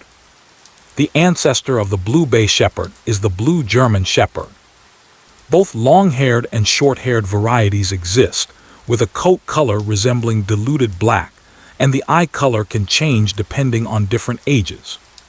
Common eye and coat colors are blue, blue-black, and blue-brown. At this moment, the Blue Bay Shepherd in the lens looks quite impressive. Standing on the green grass, its puppies resemble young wolves, looking very smart and composed. What is said about the silly tomorrow has nothing to do with it at all. This dog looks like a wolf. It's a bit cool, is it really silly? If there is an IQ problem, then it can only indicate a breeding issue. The seller has a problem and should be able to refund the deposit. Wen Youning said, "Throw the ball at me and let me see." Okay. Wen Youning picked up a colorful ball from the tray, squeezed it in his hand, making a crunching sound to attract the sheepdog's attention. Big bun, look at this. When the Blue Bay sheepdog looked up, he threw it with force. Looking towards tomorrow, good dog, go fetch it back. In the picture, we can clearly see the Blue Bay Shepherd turn to chase, but after just a couple of steps, it lay down on the spot and rolled over in the grass. The colorful ball that was thrown lands in the distance and disappears into the grass. Looking towards tomorrow with his hands spread out, Teacher Wen, you see, it was the same just now. He then turned the camera towards the tray, where the dented circle indicates where the ball was placed. There were a total of 3, and now there's only 1 left. The Blue Bay Shepherd dog has no idea that it has been labeled a fool and is still rolling around on its own. It's too far, why would I go? Old dang, why don't you pick it up yourself? Playing games with you, treating the dog like a pet. Tomorrow feels like sitting on pins and needles. I feel like I've been scammed. Wasn't it said that the Blue Bay Shepherd's intelligence is higher than that of the Border Collie? Or is it that this Blue Bay Shepherd isn't purebred? How can it be so silly? Even if it can't fetch the ball, it doesn't even chase after it. No, its intelligence is indeed very high. Wen Youning can feel the Blue Bay Shepherd's inner thoughts. It's not that it won't chase. It's just that you threw it too far for it to bother going. Tomorrow looks on with a polite smile. What Teacher Wen means is, Wen Youning said while biting an ice pop, try throwing it a little closer. Tomorrow picked up the last ball, mumbling, throw it a little closer, and gently tossed it. The ball nearly went out and landed, and there was no need to chase it. It rolled for 2 circles before stopping in front of the Blue Bay Shepherd. The Blue Bay Shepherd, rolling on the ground, flipped over and stood up, picking up the ball. Looking at tomorrow, hey, did it work? The Blue Bay Shepherd tossed the ball up and jumped, hitting it with its head. The ball flew back towards Tomorrow. Woof woof. Good person. Go. Pick it up. However, until the ball flew far behind Wang Mingxian and landed, Wang Mingxian had no intention of getting up to pick it up. Wang Mingxian felt that the border collie's gaze was not quite right, and he asked suspiciously, "What is it saying?" Wen Youning hesitated for a moment. "It says you are a good person." "Huh?" Wang Mingxian gestured all of it. "I asked you to go pick up the ball." Wang Mingxian. "You discipline me and I discipline you." "Ha ha ha, who said this dog is dumb? This dog is very smart. Ordinary dogs play with you, smart dogs take you out to play, and super smart dogs make you laugh. It's not that he's a fool, he's just conserving unnecessary energy. Spend some money, this dog is worth it. The only downside might be that you feel stupid after bringing it home. With the IQ you have shown through our chats, raising a blue bay shepherd is like a kindergarten senior giving a lecture to a graduate student." Looking at the barrage Tomorrow, not a word was said, only silence filled the air. The dog doesn't know if it's silly or not. Did it get diagnosed first? One happy person has been lost in this world. Looking to Tomorrow, "If that's fine, I'll go sign the contract. Thank you, Teacher Wen." Wen Youning tossed the ice cream stick into the trash can after hanging up the call. There are already several in there. One advantage of being able to communicate with small animals is that if you encounter a sensible dog, you don't have to worry about cleaning the house yourself. The eaten ice cream is voluntarily thrown into the trash can. The little tabby and the red hawk ate slowly, the kitten took small bites, and the red hawk occasionally pecked at it, not sure if it actually swallowed anything, but there were small holes left on the popsicle. Wen Youning maintained the action of feeding the popsicle for a long while, then got up to stretch her wrist. "Do you have any recommendations for custom cloak shops online? They should have good quality and craftsmanship." After the barrage briefly disappeared, a large number of store names appeared. Various ancient-style stores and Western fantasy cloaks. You can tell a thing or two just from the shop names. So many? Wen Youning was dazzled. Searching through all the stores was not really practical, so she simply focused on whichever caught her eye. After searching for half a day, her fingertips were a bit numb from tapping the screen, yet she still hadn't found anything satisfying. From looking at design customization to focusing on quality instead, she lowered her standards little by little, but still couldn't find anything suitable. "Achoo!" the little tabby sneezed. The first time a kitten sneezed, it bewildered itself, and it dazedly shook its head, almost losing balance. "Huh!" the red panda raised its paw, mimicking the way Wen Youning patted the kitten's head. Then it got smacked. "Ow!" The tabby cat elegantly retracted her claws, shook her fur, and jumped onto Wen Youning. The little brother patted the big brother's head. Simply turned upside down. Fortunately, the little panda's fur is thick. It was just startled by a slap of its paw. Wen Youning took the feather off the little tabby cat's head. "Where did it go again? Your head is covered in feathers." A small white feather is stuck in the fur, and if you don't look closely, it looks like it has grown white fur. Wen Youning picked a lot of them. These feathers don't seem quite like a red falcon's. They are much softer than a red falcon's feathers.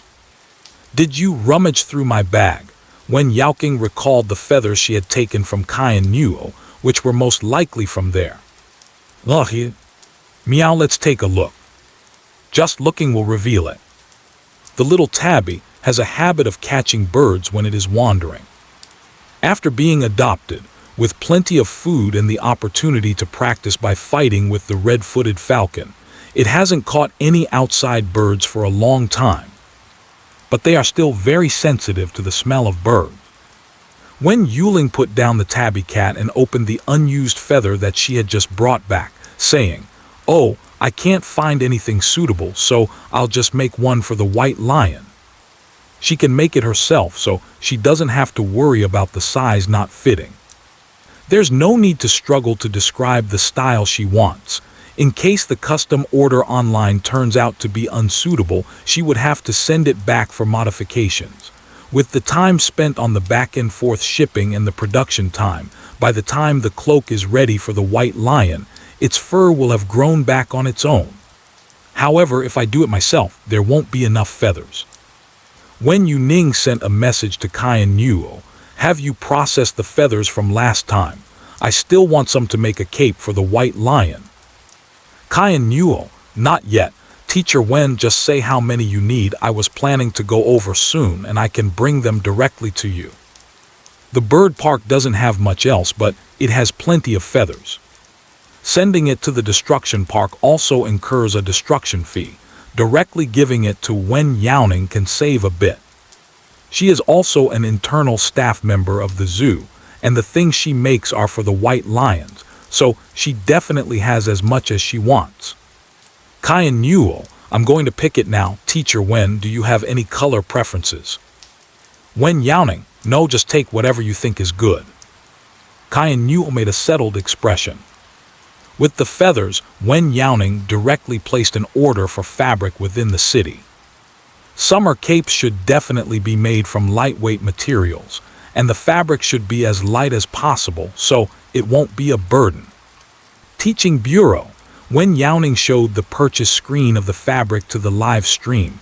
For those who like to dress up their cats and dogs, you can also learn to sew capes, make them a little loose. Other types of full-body clothing are not recommended for small animals as they are not good for them.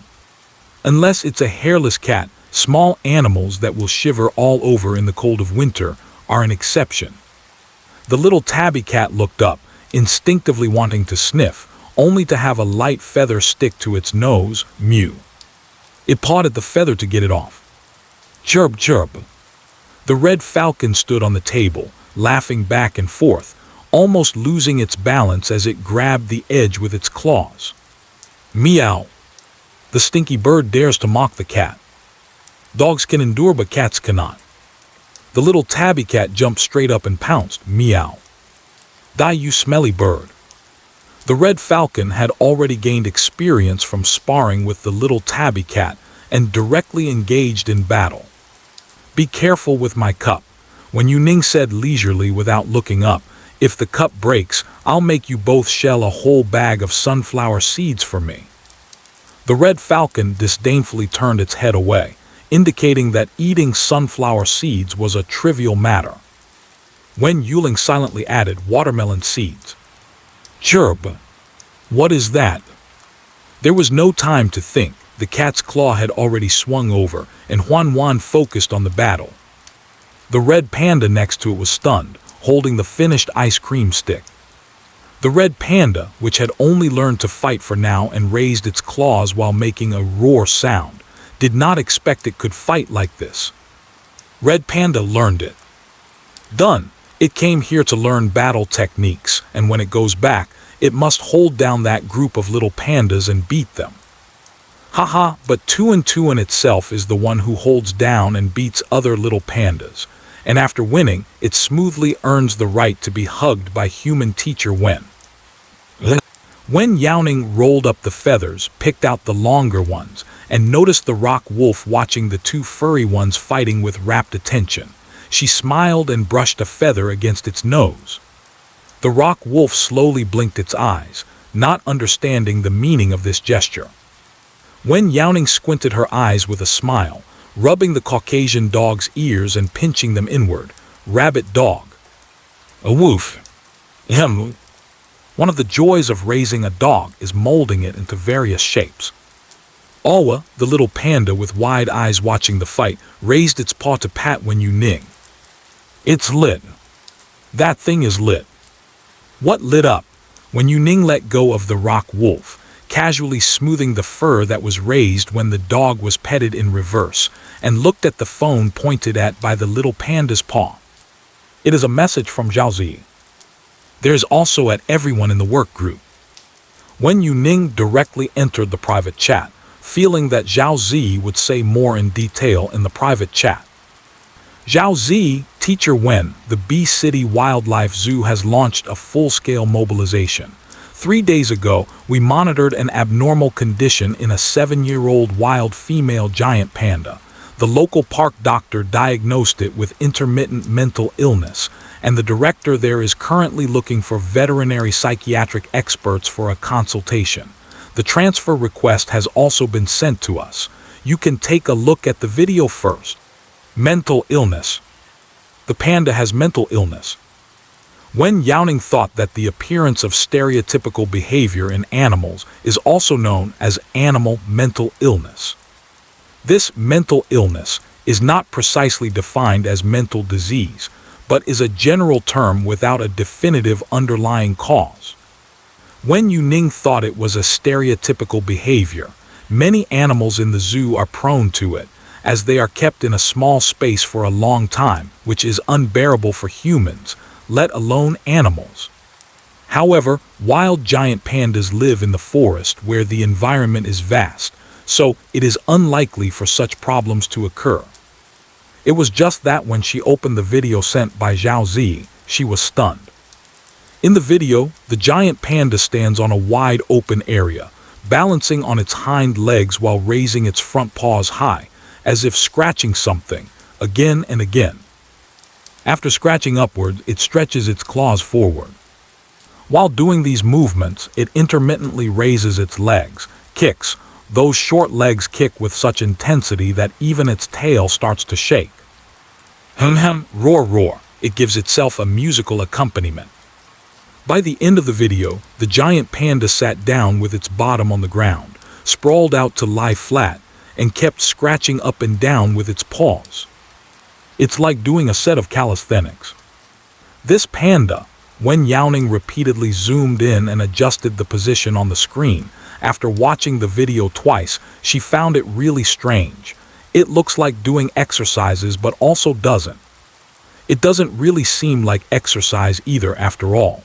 Lying down and moving its paws like that doesn't really increase the amount of exercise. What panda? Is the zoo going to introduce pandas? No way, that's a national treasure. The zoo's breeding has to be qualified and this zoo is too small. Doing exercises. Speaking of which, there is a panda in our wildlife park that often does exercises in the area, like chest expansion and stretching, haha. I even took a video of it the last time I went. Zhao Zi, can this reveal any issues? Wen Youning, can't tell. Has it been like this all along since I discovered it? It took a while for Zhao Zi's message to come back. These are extracted monitoring times when the panda showed abnormal behavior. There are some outdoor surveillance and drone aerial footage. The machines have timestamps, and when they found the wild panda fell ill under surveillance, staff extracted the sequence of events according to the timeline. Wen Youning opened the document. Inside each timestamp was also accompanied by corresponding images, and the duration from falling ill to being too tired to stay awake ranged from 20 to 50 minutes. Fainting and passing out. After waking up there will be a period of normalcy, then the illness will continue to recur. Wen Youning let out a hiss. This really is very mentally ill. Please sign me up for the secondment, I want to go see it in person. It seems that the panda's current condition might not be resolved even through a video call. It's better to check in person. Zhao Zi, okay, I'll arrange that. The borrowing process must go through internal procedures, and the submitted application also requires approval, unlike last time when we visited the nearby zoo to see the platypus. Because it's the same city, the staff on both sides are relatively familiar, and we can directly arrange to go there verbally. It will also take some time for the process to be reviewed. Zhao Zi will send the necessary preparations in document form. Wen Youning occasionally scrolls through her memories with her fingertips, absent-mindedly stroking the Caucasian ears in her hands, searching for symptoms that match the peculiar behaviors of giant pandas. Teacher Wen, I'm here, hee puppy. Come to big sister. Cayenne Newell always grabs the only puppy in the yard to play with whenever she visits, and she has become very familiar with it. Hearing the sound, the puppy squeezed itself out through the crack of the door. "Have you missed me?" Kyan Nuo said as she brought the puppy into the house. "Teacher Wen, I have brought all the feathers. Basically all the good ones from the warehouse are here. You can pick and choose when you use them, just use the good ones. If it's not enough, I will bring you more." "What are you looking at, Teacher Wen?" Kyan Nuo sat beside Wen Youning and saw that the phone screen was lit up, filled with text. Things to prepare in advance for the trip to Bee City Zoo. Wen Youning looked at the various documents on the table. "We're going there, huh?" Kyan Nuo nodded. "I went there with Zhao Ji before. The environment is quite nice and ranks among the top 3 in our country." Wen Youning turned to the last page, which had a red text reminding, "The medical examination report from the local top-tier hospital within 2 weeks. I'll go for a medical checkup first.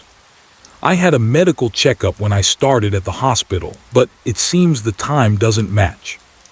"I'll go with you," Kyan Nuo said. "The medical checkup results will come out in 2 or 3 days. Let's go early." "Okay."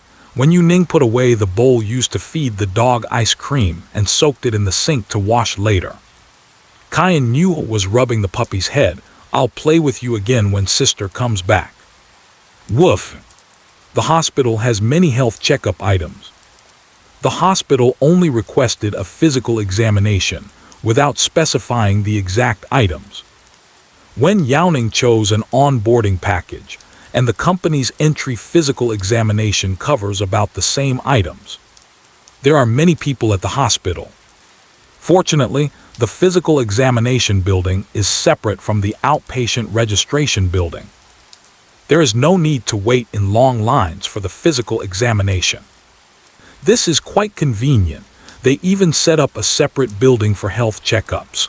Kyan Nuo glanced at the time and noticed that it took just over an hour to complete all the health check items. Last time when I had a stomach ache and made an appointment, I went through x-rays and CT scans, and I was at the hospital from morning until just before closing time in the evening before getting the scan done. I thought the health check would also require queuing up like a normal appointment. If I had known it would be this quick, I wouldn't have urged Wen Youning to come. Employees from the company will also come here for health checkups. Wen Youning saw the items for health checks related to the company arranging checkups for employees while browsing online. There are many employees in the company, and when they gather together for health checkups, they have to queue for a long time, which can affect the scheduling of appointments. So some hospitals separate physical examinations from treatment. Kyan Nuo asked, "Have all the necessary tests been completed?" Most of the test forms in Wen Youning's hands had the signatures of the nurses. "We just need to draw blood. Come back tomorrow morning fasting. Be careful quietly. The dog can quietly go in. Slow down, slow down." A faint voice sounded, and Wen Youning looked up in the direction of the sound. A black dog that seemed to be 2 or 3 years old was sneaking into the hospital.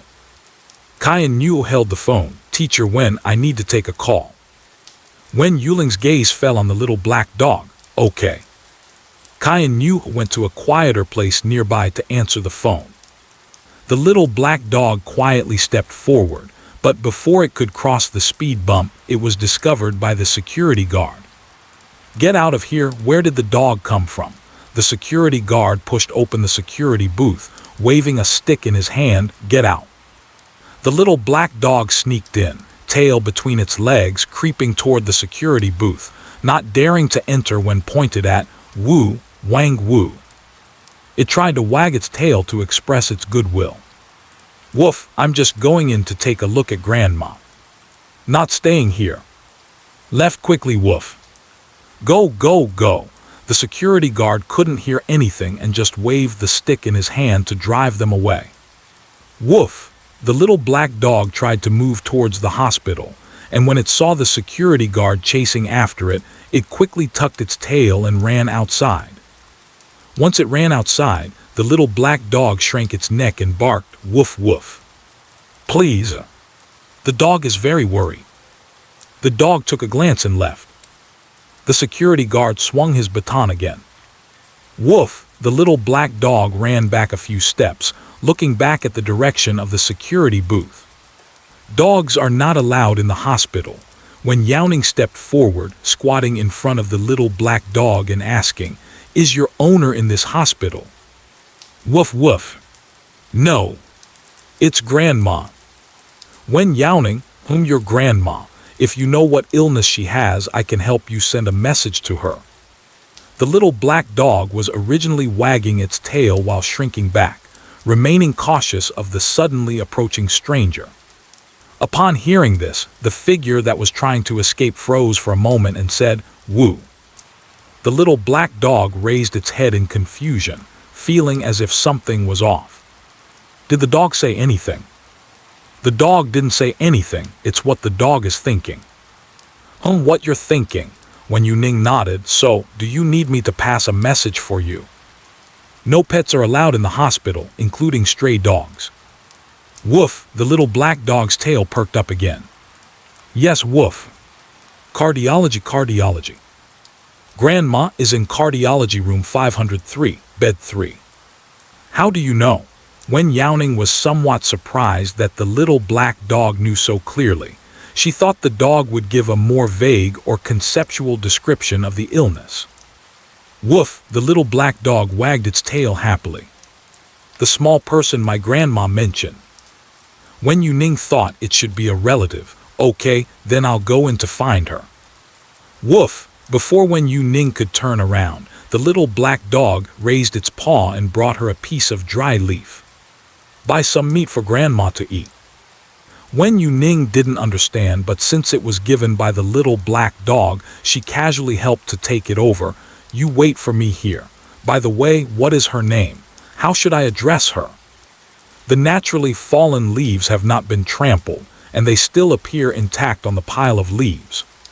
Woof! Grandma at the convenience store. It might be a unique term of endearment from the puppy to its owner. Wen Youning remembered it and turned to Cayenne Newell, saying, "I'll go in for a bit and come out shortly." Cayenne Newell covered the receiver and nodded, "Okay." Turning back to continue the call, "Brother Zhao, please go on him." "No, I was just talking to Teacher Wen. The memory of the puppy is quite good." Wen Youning followed the direction pointed out by the little black dog and knocked on the door before entering the ward. Multiple-person ward, with 3 beds in one room, separated by cloth curtains that hang down from the middle. "Hello." Wen Youning found the number 3 bed, where an elderly man with gray hair was sitting up at the head of the bed, moving his arms. Seeing her come over the old man's dazed eyes, he groped for his reading glasses on the bedside table. "Who are you?" Wen Youning said, "You don't know me. I'm here to help communicate with your pet." "Pet?" The old man was taken aback. His reaction was already slow due to his age, and Wen Youning's words left him unable to recover for a long time. His mind was in a state of confusion, not quite understanding. Wen Youning said seriously, "Yes, it is very worried about your condition and found the hospital. It is right at the entrance of the hospital now." The old man furrowed his brows hesitantly and said, "Little girl, are you sure you have the right person? I haven't raised any pets." She smiled and said again, "Not to mention that I don't have pets at home. Even if I did, my house is quite far from this hospital. How could a pet possibly wait for me at the entrance?" This time it was Wen Youning who was stunned. She turned to confirm the ward number and bed number. She hadn't gone to the wrong place. "It's a black dog with white front paws. Aren't you the grandma from the small shop?" Wen Youning wondered if the puppy had mistaken her or heard incorrectly from the elderly person's family, or if it was just trying to describe the little black dog's appearance. Small shop? The old lady paused for a moment. She did indeed run a small shop, but who would call her that? The old lady still had a kind smile on her face. "Little girl, I'm not someone who can easily be deceived. If you really are in trouble, Grandma can invite you for a lunch." "You misinterpret me. I'm just here to relay a message." Wen Youning didn't know if the old lady genuinely didn't understand or thought she was a con artist, so she shook the leaves in her hand and said, "It also asked me to give you these leaves for you to take to buy meat." The old man suddenly remembered something upon seeing that leaf. Oh, could it be? Not having time to finish her sentence, she lifted the quilt, got out of bed, and rushed outside in her slippers. That dog doesn't look big, does it? Its eyes are brown. There's a little notch on its ear, and the fur covers it so you can't feel it unless you touch it. Oh my, how did it come here? Based on the information he knew, the old man pieced together who the little dog waiting for him outside was. While hurriedly walking outside, the old man did not forget to take the leaf from Wen Youning's hand. It seems like there is something hidden. The old man said he doesn't have a pet, yet he knows that little black dog. Wen Youning followed him. The weather outside is hot and the old man is wearing a hospital gown, walking quickly. If conditions allowed, it feels like he would start running. Take your time and be careful. Wen Youning tried several times to help, but the elderly person eagerly raised their arm, afraid that Wen Youning would delay their pace. They walked all the way outside. The little black dog lying on the ground held a beautiful, neatly arranged pile of leaves and lay lazily on them, waiting. It faced the direction of the hospital, and from afar it could see Grandma separated by the hospital's speed bump. Suddenly, the droopy little dog that had just laid down became spirited and barked, "Woof woof." The little black dog was eager to jump in, but it looked up at the security booth several times, its front paws bouncing around as if ready to leap, yet it never stepped inside. "Little dog, it's really you." Grandma squatted in front of the little black dog, tears welling up in her eyes. "How did you come here? Weren't you in Pinghu district? This is Inan district. How long did you run? Are you tired? How did you come here? How did you know I was here? It takes more than an hour to drive between these two districts. How did the little dog make it here?" "Woof woof." "Grandma, grandma." "Grandma at the convenience store." Seeing a familiar person, the little black dog was obviously very happy. "Woof, not tired." Wang found that Grandma was missing. Following Grandma, the small person's car ran and ran until it arrived. The small person spoke to the glowing cube, what Wang heard. "Hello?" The old man was just worried about the little dog running so far, talking a lot, but not expecting a response. "She is holding the puppy's paw to check if it is injured. It must have heard your family talking on the phone and came over in your family's car." When Youning translated, "It was very worried after realizing you were missing." "Woof." "Yes." The little black dog is very excited. This person can tell Grandma what Wang wants to say. "Good person." Wang likes it. The little black dog raises its paw to try to pat her, but Wen Youning is standing and it can't reach her, so it settled for patting Wen Youning's shoe instead. "Woof. You are really a good human." Wen Youning squinted his eyes when the little dog gave him a good person card. The old man looked at the little black dog and then turned back to Wen Youning, sitting beside the flower bed while supporting his mobility-impaired waist. "When I was running just now, I was thinking about the little dog and didn't pay attention to my physical problems. Now that I've stopped, I feel like my waist can't straighten up, and I can finally catch my breath once I sit down." The old man looked a bit confused. "Little girl, are you trying to make the old lady happy?" "I'm just helping it pass a message." Wen Youning was also a bit curious and she asked, "Isn't this little dog yours?" "No." The old man was still confused but instinctively shook his head upon hearing this. She held the leaves in her hand and said, "My family runs a supermarket and we occasionally feed some stray dogs. Previously, my granddaughter needed fallen leaves for a craft project, so the family helped pick them up, and the little dog saw it and helped pick them up too. I gave it canned meat as a reward, and since then, the puppy seems to think it can exchange leaves for meat, and every time it comes, it brings leaves. The old man thought of the puppy that would come to the small shop at the scheduled time, wagging its tail at the door with a leaf in its mouth, and his expression softened even more. The old man stroked the puppy's head and with a gentle voice laced with a hint of laughter said, "I didn't expect it to run such a long way to bring me leaves. You want canned meat, don't you? Wait until Grandma goes home to open some for you." His tone inevitably carried a hint of pride. "Look at this clever little dog."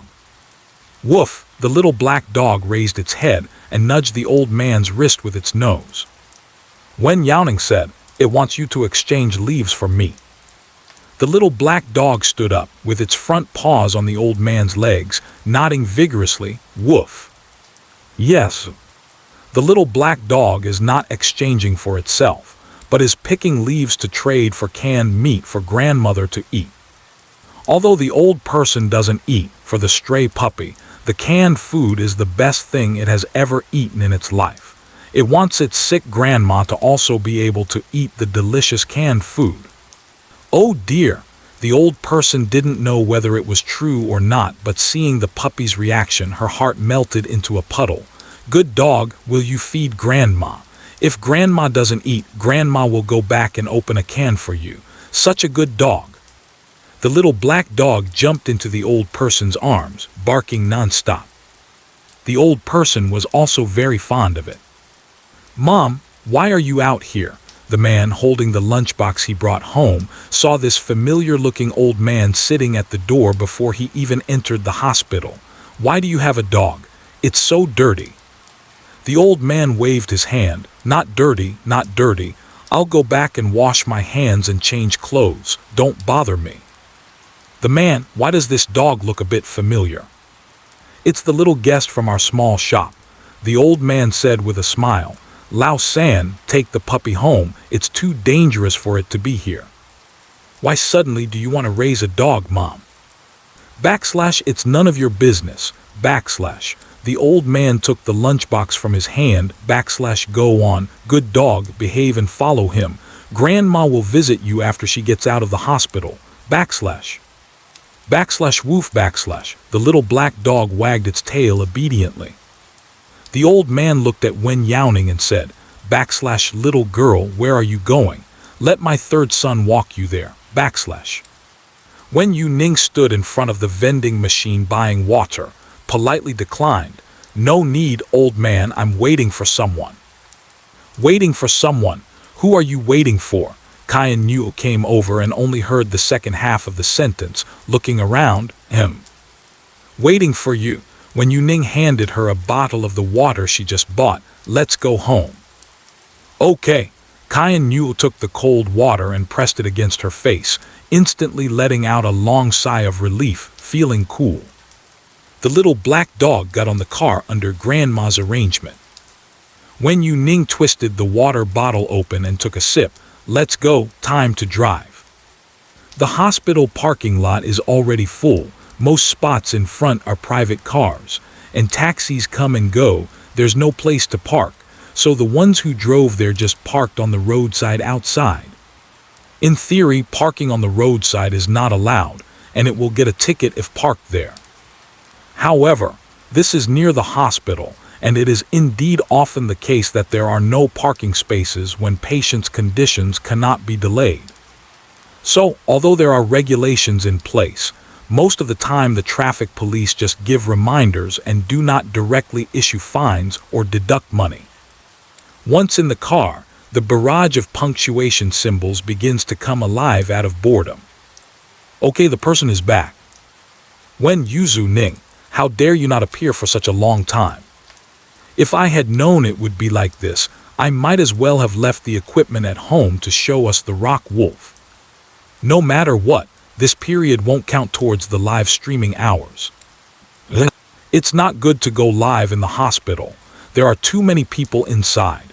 Even with the automatic face blurring function, it's still not very convenient to bring it in.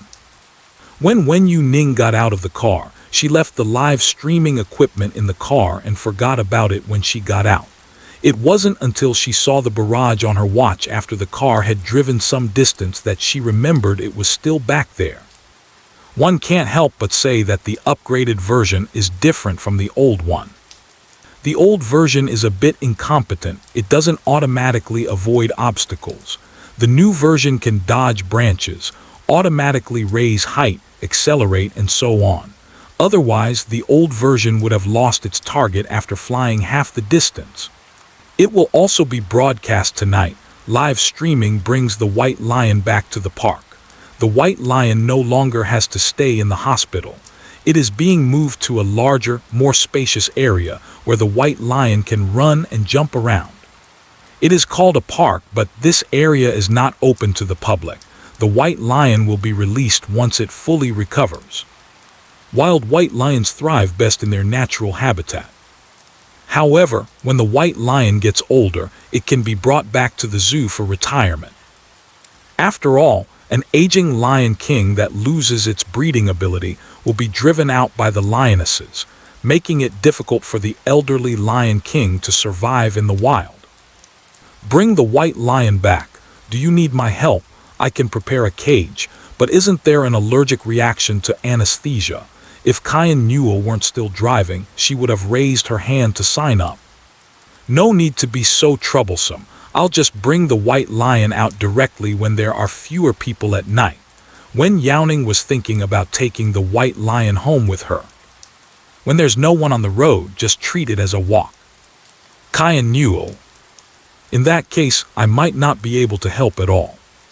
She could get a bit closer through the cage to take some photos, but without the cage, she doesn't feel safe. Unless Teacher Wen is holding her. But the lion's possessiveness is stronger than that of other animals. Chen Yuo is afraid that if Teacher Wen really hugs her to send the white lion back, the white lion will get jealous and secretly do away with her. This method of transfer is too cool. I like it. Is anyone willing to help offline? You can start signing up now. I just said hugging a lion was just talk. Thank you, but we'll pass on this kind of event. Wait, what is that outside the car window? What's making that cracking sound? Is there a chain car accident? The gap between the traffic lights. It seemed there was a flash of red light outside. Wen Youning lowered the car window that had sunshade film. It seems like they are playing with firecrackers. When a firecracker is thrown on the ground, it goes off with a bang, similar to a mini single firecracker. Nearby is an elementary school, and the firecrackers priced at 50 cents a box are very popular at the school store, on par with the popularity of cigarette cards. But it's currently class time at the elementary school, and the man is squatting by the roadside, using firecrackers to entertain the children. The brown teddy bear is at the man's feet looking up. The man opened his mouth as if to say something, smiled, turned around, and turned his back to the traffic, throwing the firecracker towards the stone wall. It's been a long time since I've played with firecrackers. I haven't seen this thing since graduating from elementary school. It makes my hands itchy to watch. Hey, what is Teddy doing? The panic barrage flickered by. Teddy rushed out without hesitation after the man threw the firecracker, leaping into the air and firmly biting down on it before it hit the ground. Then, bang! The firecracker exploded crisply in Teddy's mouth. Teddy, mid-jump, suddenly stood at attention in the air and then landed stiffly. Even when falling, the stiff posture was maintained. Is it really so entertaining to wait for a traffic light? I'm straightened out for this life. Whether it's straight or not, the legs are already kicking. They've already stiffened.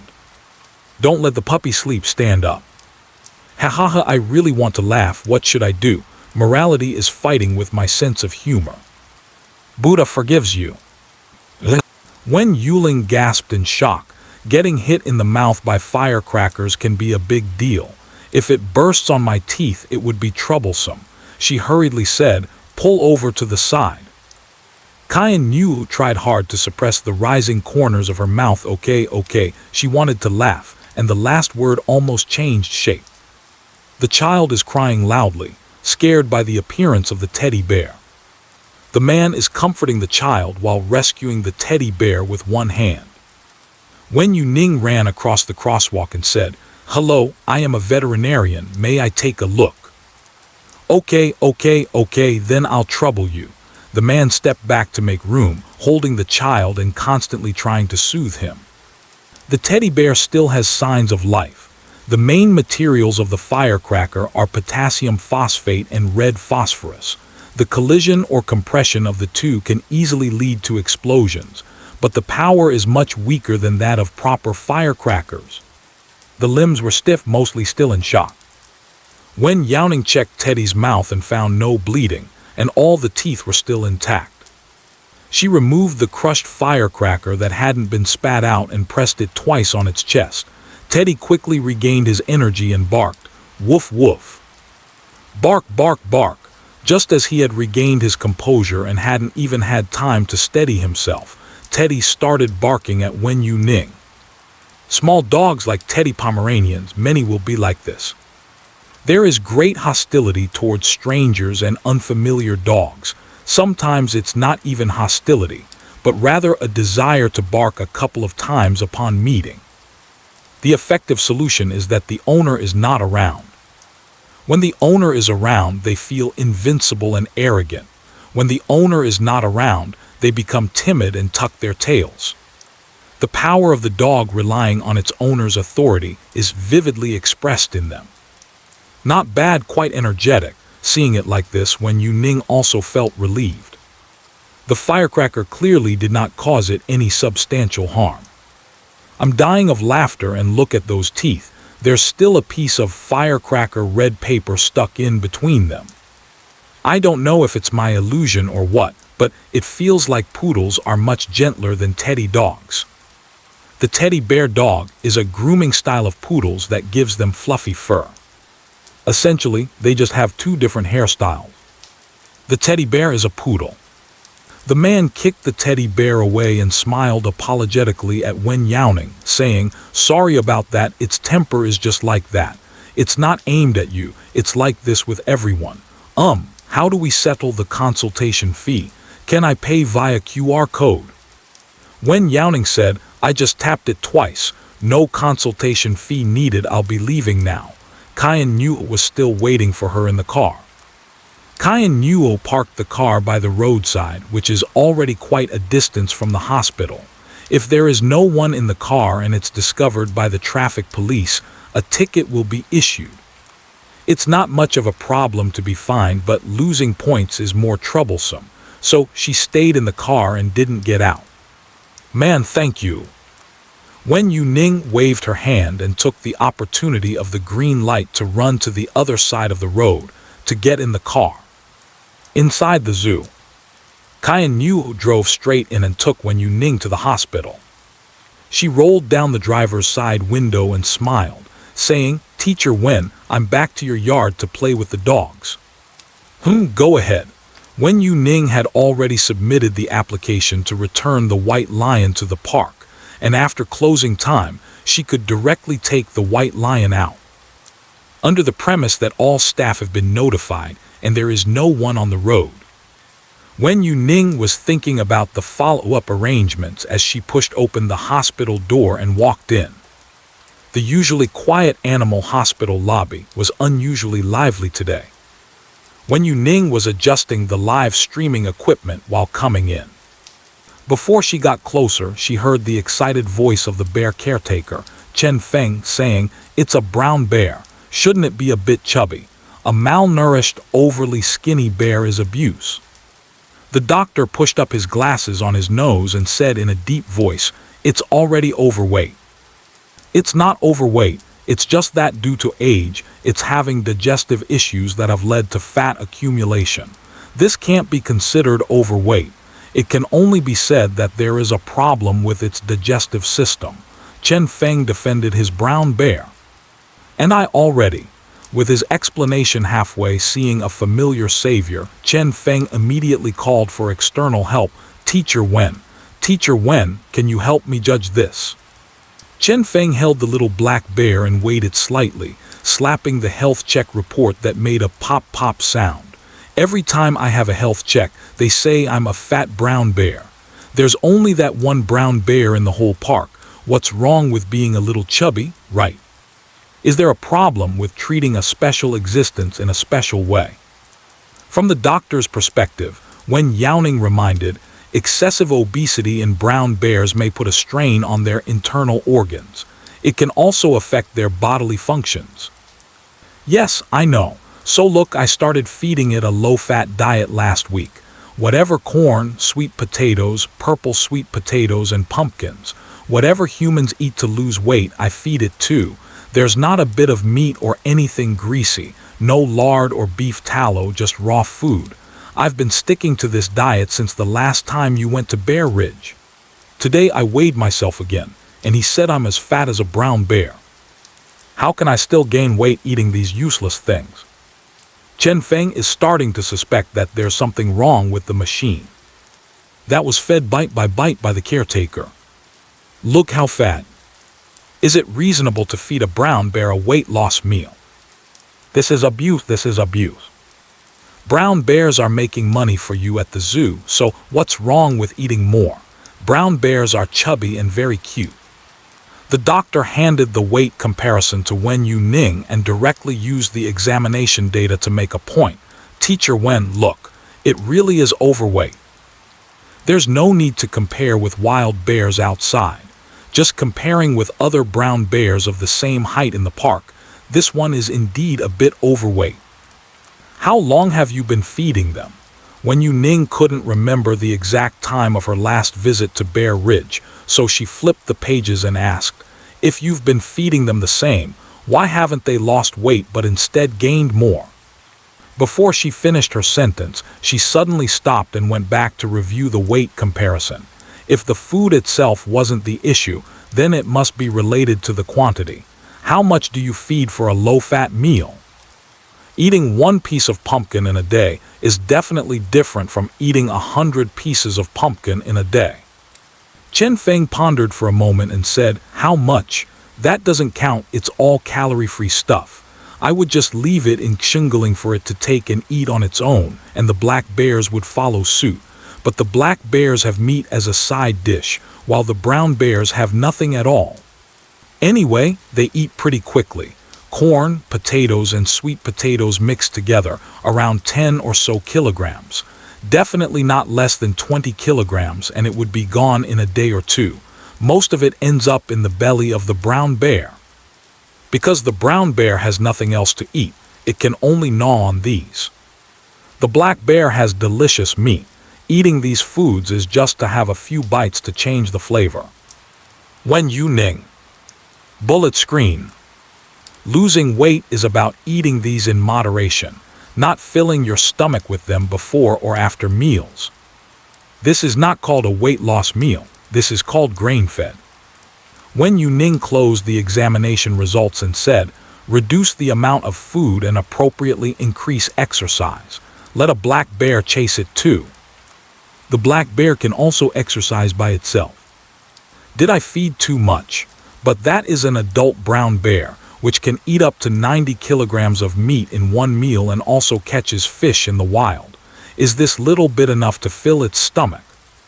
The little black bear opened its mouth and said, ow. Eat meat, woof. The stinky bear steals meat. Woof, I can't eat. Wen Youning raised an eyebrow and said, did that brown bear steal all your meat? Ow, the little black bear slaps its paw, very, very angry. What's wrong with the little black bear? Wen Youning touches the little bear's ear. Chen Feng said, malnutrition. The case is solved. No wonder the brown bear doesn't lose weight but gains it instead. Wen Youning patted the soft-spoken and easily bullied little unlucky one. The brown bear stole the little black bear's meat, eating a balanced diet. The grains that are missing should have been eaten by the little black bear. Chen Feng, though. He didn't understand. I gave it secretly, so how could I still be eaten by a brown bear?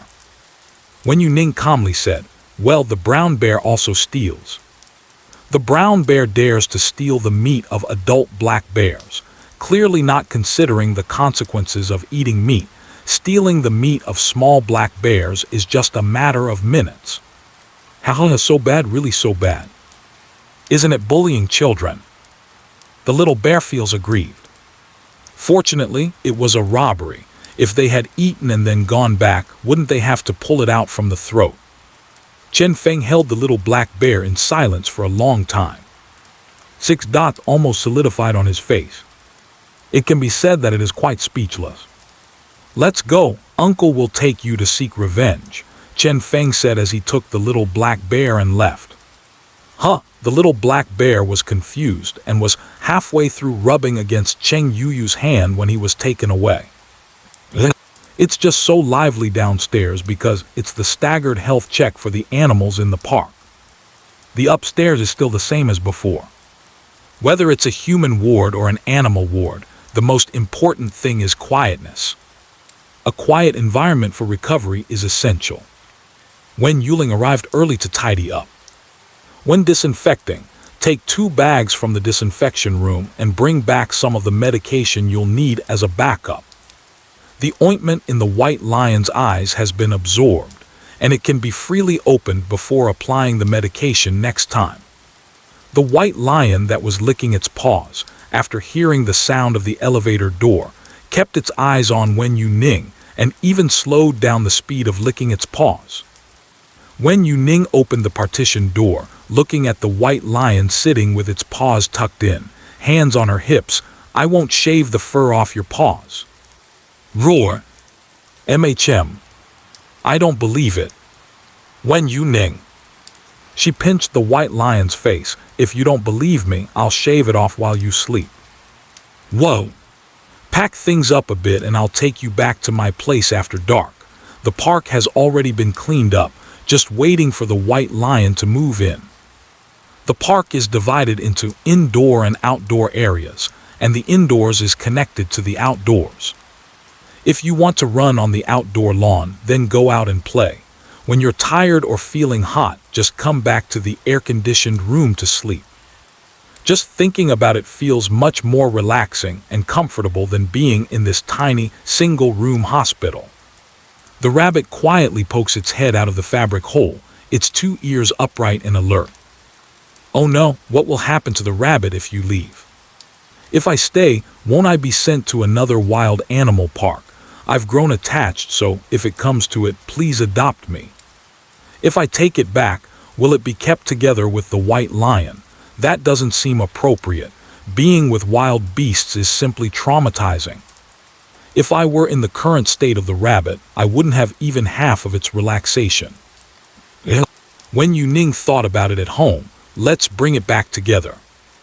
There's still space to raise another rabbit. The fluffy one at home eats well at every meal and doesn't chase rabbits. The white lion is utterly disinterested in rabbits. Wen Youning thought that unless she said, if the white lion doesn't catch rabbits, I will groom its fur, the white lion might go after them. It's rare for herbivores to live so freely and comfortably within the territory of the white lion. Buzz. ID Guangkangxi requests urgent connection. Wen Youning put the last box of ointment into the bag, sat down on the ground leaning against the white lion, and opened her phone.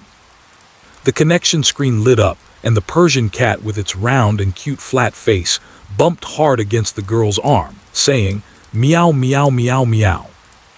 That's how it is, meow. So annoying, so annoying. Meow hates humans. The Persian cat bumped its head several times until it became dizzy, then lay on the girl's wrist and breathed heavily. Teacher Wen, look. Guan Kanghai moved his wrist. It has been bumping into me like this since yesterday, like a woodpecker pecking at wood, one after another, very strange. Guan Kanghai specifically rushed over to apply for an emergency consultation, just as the Persian cat started bumping into her again. Without the scene, it's really hard for her to describe this behavior of the Persian cat. And Guan Kanghai glanced outside and lowered his voice, saying, it seems to have a strong hostility towards my boyfriend. Every time we meet, its pupils shrink and it huffs at him. I even suspect he is abusing the cat behind my back, but there are no wounds on Bobo. The surveillance I bought hasn't arrived yet and I have no evidence. Wen Youning asked, has your hostility towards your boyfriend only recently appeared? Guan Kanghai shook his head, then nodded as if recalling something. I only recently moved in with my boyfriend. We used to live separately. With the marriage certificate and preparing for the wedding, it's more convenient to discuss things while living together, so we moved into the wedding house. The hostility towards my boyfriend did, indeed, only appear in the last few days. However, it is also only in these few days that we've met. The main difficulty in observing the sea lies in not knowing whether the Persian cat holds a grudge because it dislikes having its boyfriend move in, or because it has been hurt by him in the past. Coupled with the recent unusual behavior of the Persian cat, she went to seek help from Wen Youning. Guan Kanghai asked, "What is Bobo's heart voice thinking about?" While speaking, the well-rested Persian cat began to pounce on the woodpecker, pecking its head and bumping its arm. The more they chew, the harder they do it. Noticing that the owner was not watching him, the Persian cat reached out with his paw and teased, "Meow. Look at the cat. Don't get distracted." Then, bumping and rubbing, bumping, repeating the action. He just keeps kissing and kissing endlessly. He is crazy, his fur is about to be bald. So annoying, who behaves like this among humans? Quick, take care of it. The Persian cat is very anxious, extremely anxious. Especially when the owner is unaware of its thought, it's super anxious. Meow. Can't kiss anymore. If I do, I really won't have any fur left. The Persian cat is crying out anxiously. The white lion twitched its ears after hearing this and turned to look.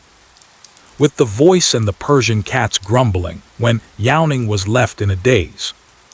Guan Kanghai saw Wen Youning not speaking, visibly tense. What happened to her? Could it be that she got hit in the head by her boyfriend? Wen Youning, your boyfriend.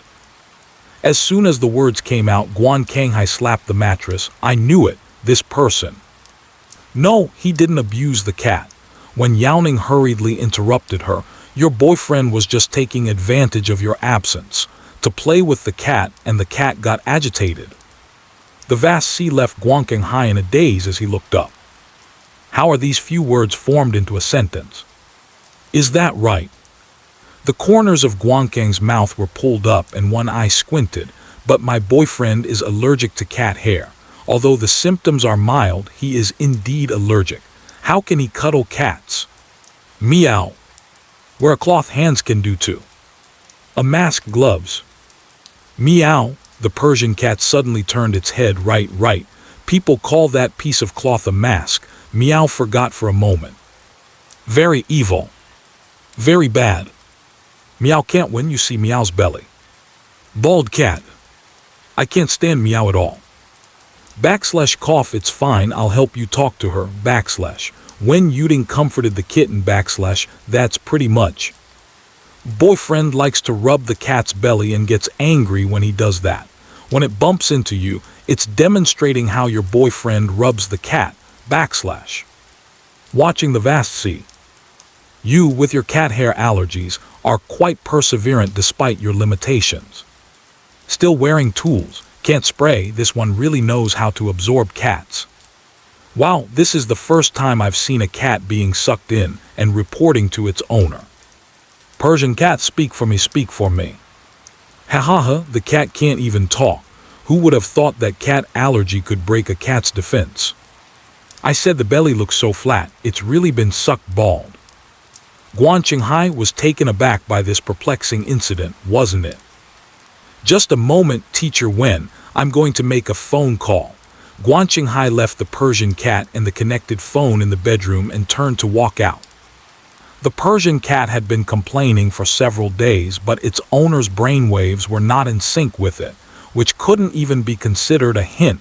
It was a direct indication, so clear and explicit. Unfortunately, it just didn't understand. It's not easy to find someone to confide in about its grievances now. Even if the owner leaves, the Persian cat still stands in front of the phone, meowing non-stop. It even uses its own paws and body language, describing it in vivid detail. That's how the bad person is, like this. Meow, scratch him, push him, hit. Fight in a mess. Then the Persian cat fell on the bed with its belly up. Meow. Awa, I bet what the kitten is saying is really cute. Teacher Wen, please translate it. I'm begging you, sob.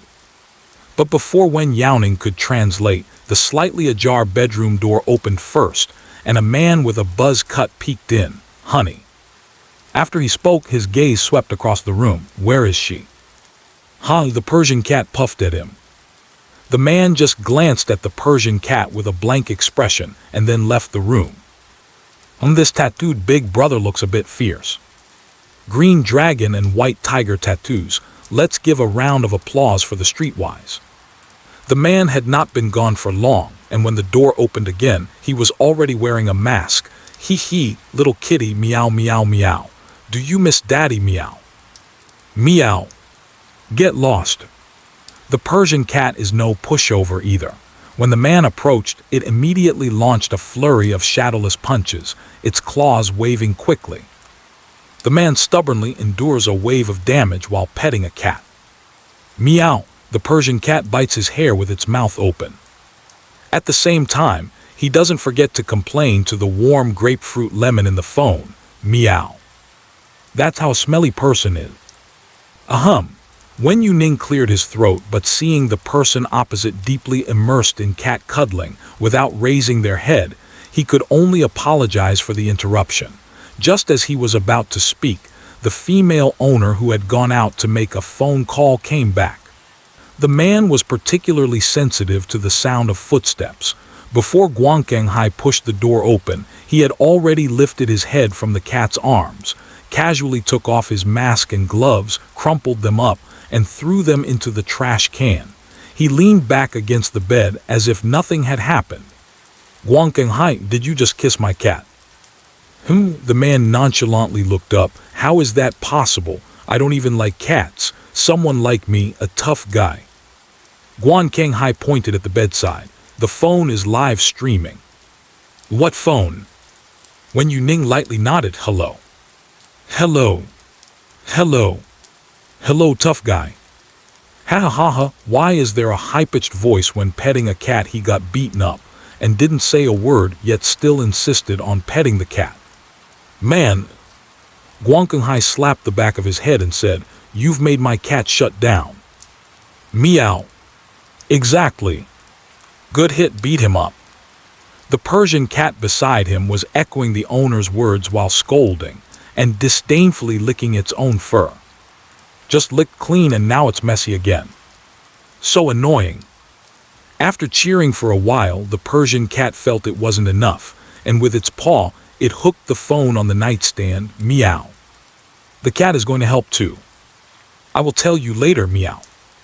After saying that, mimicking a human, they took a photo with the phone, seemingly wanting to turn it off. But the image on the phone screen flipped and spiraled to the ground, and after a muffled bang, it went black. I hope the phone is safe. The white lion was still peering at the phone screen, and when it saw the black screen, it squinted its eyes, disinterestedly withdrew its gaze and lay back down again. Don't sleep. When Youning patted the lazy lion, we should set off. It's already dark outside. After the zoo closes, there will be staff patrolling to send the white lion back. It's best not to encounter any staff on the way, so during this time, everyone gets a small break. Only after the white lion is sent back will the patrol continue. Wen Youning picked up the prepared items, confirmed that there was no one around, and opened the ward door. Don't run around outside or I won't put a leash on you. The main reason is that I don't have a long enough leash, unlike the dog leashes that can be bought anywhere in the market. The kind used for lions can only be customized. But who would take a white lion for a walk on a leash? Even in zoos there aren't such things. The white lion is lazily uninterested in everything. A low growl is its way of responding. Come on. Wen Youning leaned against the door of the compartment. The white lion walked over leisurely, its tail swishing as it brushed past Wen Youning. Wen Youning casually held onto it and gave its tail fur a little rub. After the white lion walked out, Wen Youning casually closed the ward door. In the past, when the white lion was in the ward, you could see Wen Youning coming down from the elevator. Now, she walks towards the elevator without looking back. Wen Youning locked the door, came over and shook the white lion's tail, saying, "We're not taking that elevator. Let's go this way." This elevator is used by medical staff and park employees, and the white lion is too big to fit inside. Even if it managed to squeeze in, standing would be uncomfortable. Wen Youning said, "Let's take the elevator you came in." The freight elevator can accommodate both lions and cages, and the space is relatively spacious. Roar, the white lion pretended to bite her. Wen Youning reached out and hugged the white lion's neck. "Let's go, time is limited." There is a layer of thin wooden boards around the inside of the freight elevator to cushion impacts, which are covered in scratches. Will you feel uncomfortable? After entering, Wen Youning scratched the white lion's fur collar. In a confined environment, the wild lion tends to be more alert. The white lion shook its fur, tilted its head, and rested its chin on Wen Youning's shoulder, rubbing against her, making a low rumbling sound from its throat. Wen Youning raised her hand to wrap around the lion's head. "It seems like you won't." The small wound on the white lion's body has not completely healed but is nearly closed. The only noticeable wound is the stitch-through injury, which doesn't affect it much if it walks slowly. Usually, the white lion occasionally stretches its legs in the ward. The rabbit is nestled in Wen Youning's arms, curiously looking around, its nose constantly twitching, sensing that the green grass on the ground would be delicious. The white lion walked only a couple of steps before slowly squinting its eyes, staring motionlessly at the rabbit. "What's wrong?" Wen Youning, holding the white lion, realized it couldn't move further. Following the white lion's gaze, the rabbit looked up blankly. The unrestrained gaze of the ferocious beast is overwhelming. Even the rabbits indulging in the greenery have sensed it. The white lion lowers its head and approaches the rabbit. Rabbits don't like to make noise. Under normal circumstances, they generally don't make a sound. However, this is clearly not a normal situation. "Squeak." The white lion snorted, "Grr. I'm leaving." "Are you being hugged?" Wen Youning raised her hand to stroke the white lion's fur, and hearing this inner voice, she was momentarily stunned, unable to hold back a laughter. The white lion glanced at her and picked up the rabbit, turning around to toss it into the lawn. "Go by yourself." "Haha, wouldn't it be faster if I hold it?" Wen Youning was amused by the white lion. In the next moment, the white lion stretched out its paw, trying to step into Wen Youning's embrace.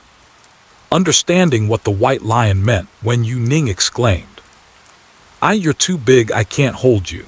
Wen Youning held onto the white lion's front paw, weighing it in her palm. "Look how big you are, it's easier for you to hold me."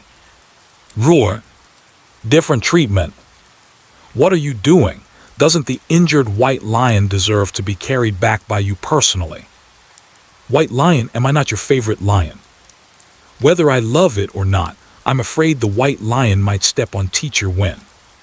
"Ha ha ha, babe, do you have any concept of your own size? That rabbit isn't even as big as your paw." "If you don't want to leave, how about I go get a cart?" Wen Youning was thinking about taking the white lion out for some fresh air. After all, being free and easy in the wild, having been rescued and confined in the hospital for so long, it's not like it's just transportation or being on the road for transportation. The white lion probably doesn't like being confined in a cage and pushed around. But it seems that the white lion doesn't really want to walk now. Roar. "No. No. Disgusting." Wen Youning slowly raised one eyebrow. "Well, it's not that I'm tired or don't want to leave, I just purely want you to carry me. The rabbit next to me has already started eating. Fresh tender grass is definitely much tastier than dry hay. The zoo is full of animals. Even outside the park, the greenery and green zones are not treated with pesticides. In addition to the grass on the ground, there are also shrubs, providing a variety of textures. The rabbits are like mice that have fallen into a rice vat. They are in heaven, nibbling here and tugging there, unable to stop eating, and the speed of swallowing can hardly keep up with the speed of chewing. Wen Youning rolled up her sleeves, seriously holding the front paw of the white lion and pulling upward. On her tiptoes, the white lion remained still. "Look, you can't hold it at all." Wen Youning wrapped her arms around the white lion's neck again. "We really should go, there's still a way to go." They cannot walk past the staff dormitory building with the lion, and can only take a longer route through the park. Without being carried, the white lion was not very happy and followed Wen Youning slowly, trying to bite her several times. Mostly just trying to scare people, it pretended to be intimidating but had no real deterrent effect. The rabbit looked bewildered in the grass, chewing tightly, its paws already stretched out, ready to catch up. As the rabbit watched Wen Youning and the white lion walk farther away, it took a big bite of grass, lifted its head and pulled hard, breaking the grass, and hurriedly chased after them with the clump of grass in its mouth. The live streaming equipment captured the rabbit's movements perfectly. The internal struggle was clearly visible in the movements. "Rabbit, I can still tell the difference between a hearty meal and a full meal. Eating for half a day and still taking food to go, it's hilarious. Is it just my illusion, or does it feel like a patch of grass is bare? What's the difference between this and a lawn mower? The speed is about the same and it even saves electricity. Not really. Isn't the scenery quite nice here?" Wen Youning turned around, facing the white lion, walking very slowly. She had no problem walking backward. Although the greenery in the park is all artificial landscaping, it is already very close to the original natural scenery. The white lion previously lived in an African reserve where trees were sparse and there were both dry and rainy seasons. Even during the rainy season, it was not as lush as the park. Roar! Wen Youning took a step back and said, "Missing home. Once you're healed, I will take you back to the protection zone, and I'll come over to play with you then." The white lion has its own pride. Even if it is driven out, if the pride is not occupied by other male lions, the females will continue to care for their cubs. Even if the pride is occupied, female lions with cubs will proactively leave the pride to protect their young. It is just that the cubs that lose the protection of the lion find it hard to survive. The little lion actually, Wen Youning stumbled, stepping on something and falling backward. The white lion bit her collar, raised its head and carried her back. Roar! Fell down. "I didn't fall." Wen Youning steadied herself, hugged the white lion, and smiled as she pressed her forehead against its forehead. "Wasn't that you who pulled me up?" The white lion let out a low growl, almost. "It's okay." Wen Youning stomped her foot, knocking off the branch stuck in her shoe. Seeing her turning to leave, the white lion bit onto her sleeve. "Woo! Good, good, good. I'm not walking that way. Wasn't I just talking to you? I didn't pay attention to the road." Wen Youning's sleeve was tugged as she walked back to the white lion, walking side by side with it. Under the dim streetlight, the figures of Wen Youning and the white lion gradually elongated. The white lion's tail swayed lightly, occasionally flicking up to brush against Wen Youning's back. When Wen Youning turned around, the tail quickly fell back down, pretending to be casually drooping. Completely forget, its tail tip is usually raised when it relaxes. Once again, when she turned around but couldn't catch the culprit behind her who was patting her, Wen Youning stopped in her tracks. The white lion glanced sideways, and Wen Youning suddenly raised her hand to point behind her. "Look!" Almost instinctively, the white lion raised its head. Wen Youning quickly slapped the white lion once and ran out before her hand had even retracted. The white lion paused, wagged its tail and reacted with a roar. Accompanied by the intimidating roar of the lion, the white lion instantly approached Wen Youning, who had run away, and lunged at her. Wen Youning immediately crouched down and the leaping white lion missed her, jumping right over. Haha, keeping some distance to dodge the fierce beast coming from behind is a piece of cake for Wen Youning. They've all gained experience from being pounced on. Roar. Haha, getting anxious. Did anyone notice the look in the white lion's eyes when it landed? I'm dying of laughter. I was completely stunned. I've learned it. I'm going out to find a fierce beast to smack its butt and escape in the same way. This can't be learned. Playing around while walking. Stopping and starting while running is actually quicker than walking steadily. The gate to the park was always open, and Wen Youning led the white lion inside. You'll be living here for a while from now on. Wen Youning was quite satisfied with this park.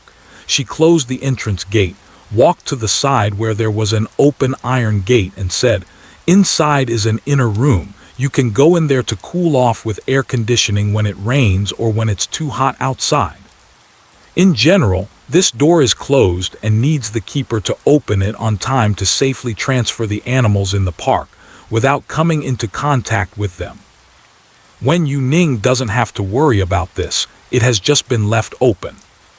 The inner room is still a distance away from her yard, so there's no need to worry about the white lion fighting with the puppy. But promise me, if any little animals come in, no matter what they are, don't bite them, okay? Just in case, it's better to tell the white lion. If one day the red panda climbs over the wall, the white lion won't go easy on it. Roar.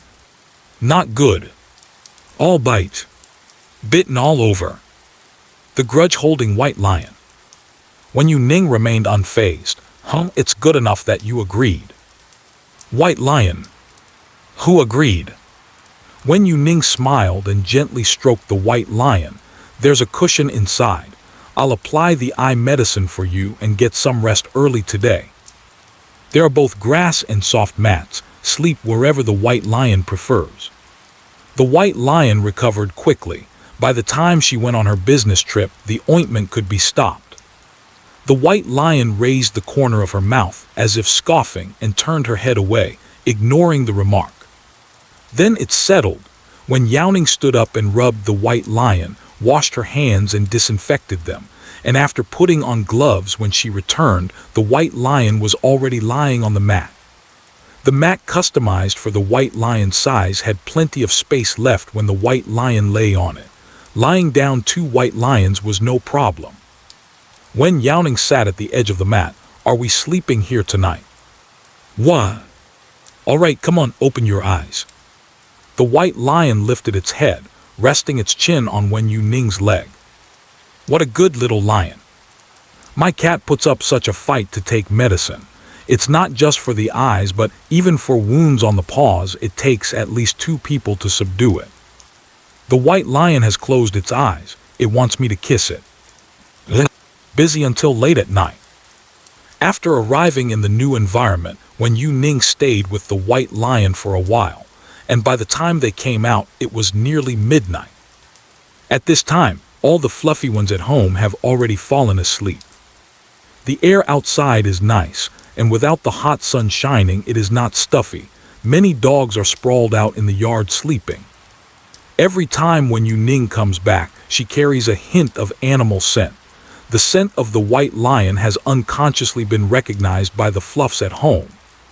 She walked into the house and organized the things in the bag by category for easy access next time. Meow, the little tabby cat, tired and swaying while walking, still forced itself to open its eyes and jump onto Wen Youning's shoulder. A new little brother, Meow. You already have many little brothers. Wen Youning nodded at its head. Meow, the little tabby cat raised its head and licked her wrist. Wen Youning pointed to her sore shoulder. Step on it. Meow, the little tabby stood up and used her paws to reach, trying hard to press.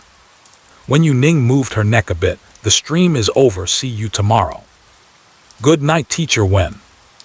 Remember to come early tomorrow. After the live broadcast, Wen Youning checked the battery of the live broadcasting equipment. The live broadcasting equipment has multiple charging methods. During the day, it can be charged by solar energy under the sun, and at night there is a backup power source. If the battery is insufficient, it can also be charged with a charging cable. Wen Youning felt that the battery was not sufficient, so she plugged in the live streaming equipment before returning home. After setting everything up, she finally gathered the sleepy little cat, yawning, and went back inside.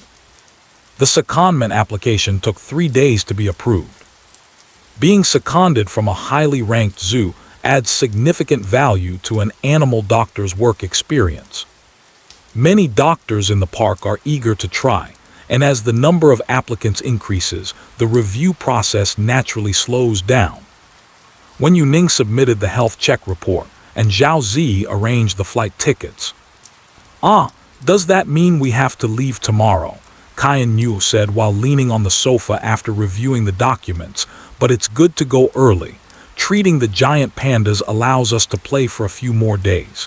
That place is very close to the famous panda base in our country, and Teacher Wen can also take the opportunity to visit. But the panda base no longer allows close contact with giant pandas. When I was a child, I went and saw tourists holding small pandas for photos.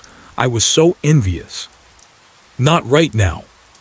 Indeed, after several pandas died from canine distemper before, a document was issued forbidding it. Wen Youning flipped through the more detailed information compared to last time, saying, "Not in the urban area. To be precise, it's not that we're going to the Bee City Wildlife Park, but rather a transfer initiated by the zoo in response to panda diseases." Kaian Yu looked puzzled. So isn't that just going to treat the giant pandas? Why is it still not in the urban area? "The one that needs treatment is a wild giant panda. A wild-bred giant panda has entered the territory of the wild giant pandas. While monitoring the released giant pandas, the park unexpectedly found that the behavior of the wild giant pandas was strange. After consulting with experts, they were at a loss and had to borrow a veterinarian from another zoo for assistance." Wen Youning manipulated the mouse and clicked a couple of times, her gaze never leaving the computer screen. Moreover, both the park and the panda base have pandas with low resistance, so to avoid infection with canine distemper, the staff and medical personnel involved in care are not allowed to keep pets at home. Canine distemper is a highly contagious disease. It is a disease caused by the canine distemper virus, occurring among canids, mustelids, and some raccoon species.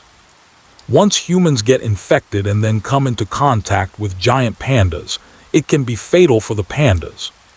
With such a large-scale borrowing, many aspects cannot be guaranteed. Wen Youning had guessed earlier that the pandas in the video were not from the park. Wild giant pandas have relatively stronger resistance. In the wild, giant pandas sometimes go to farmers' homes to ask for food and even fight with dogs.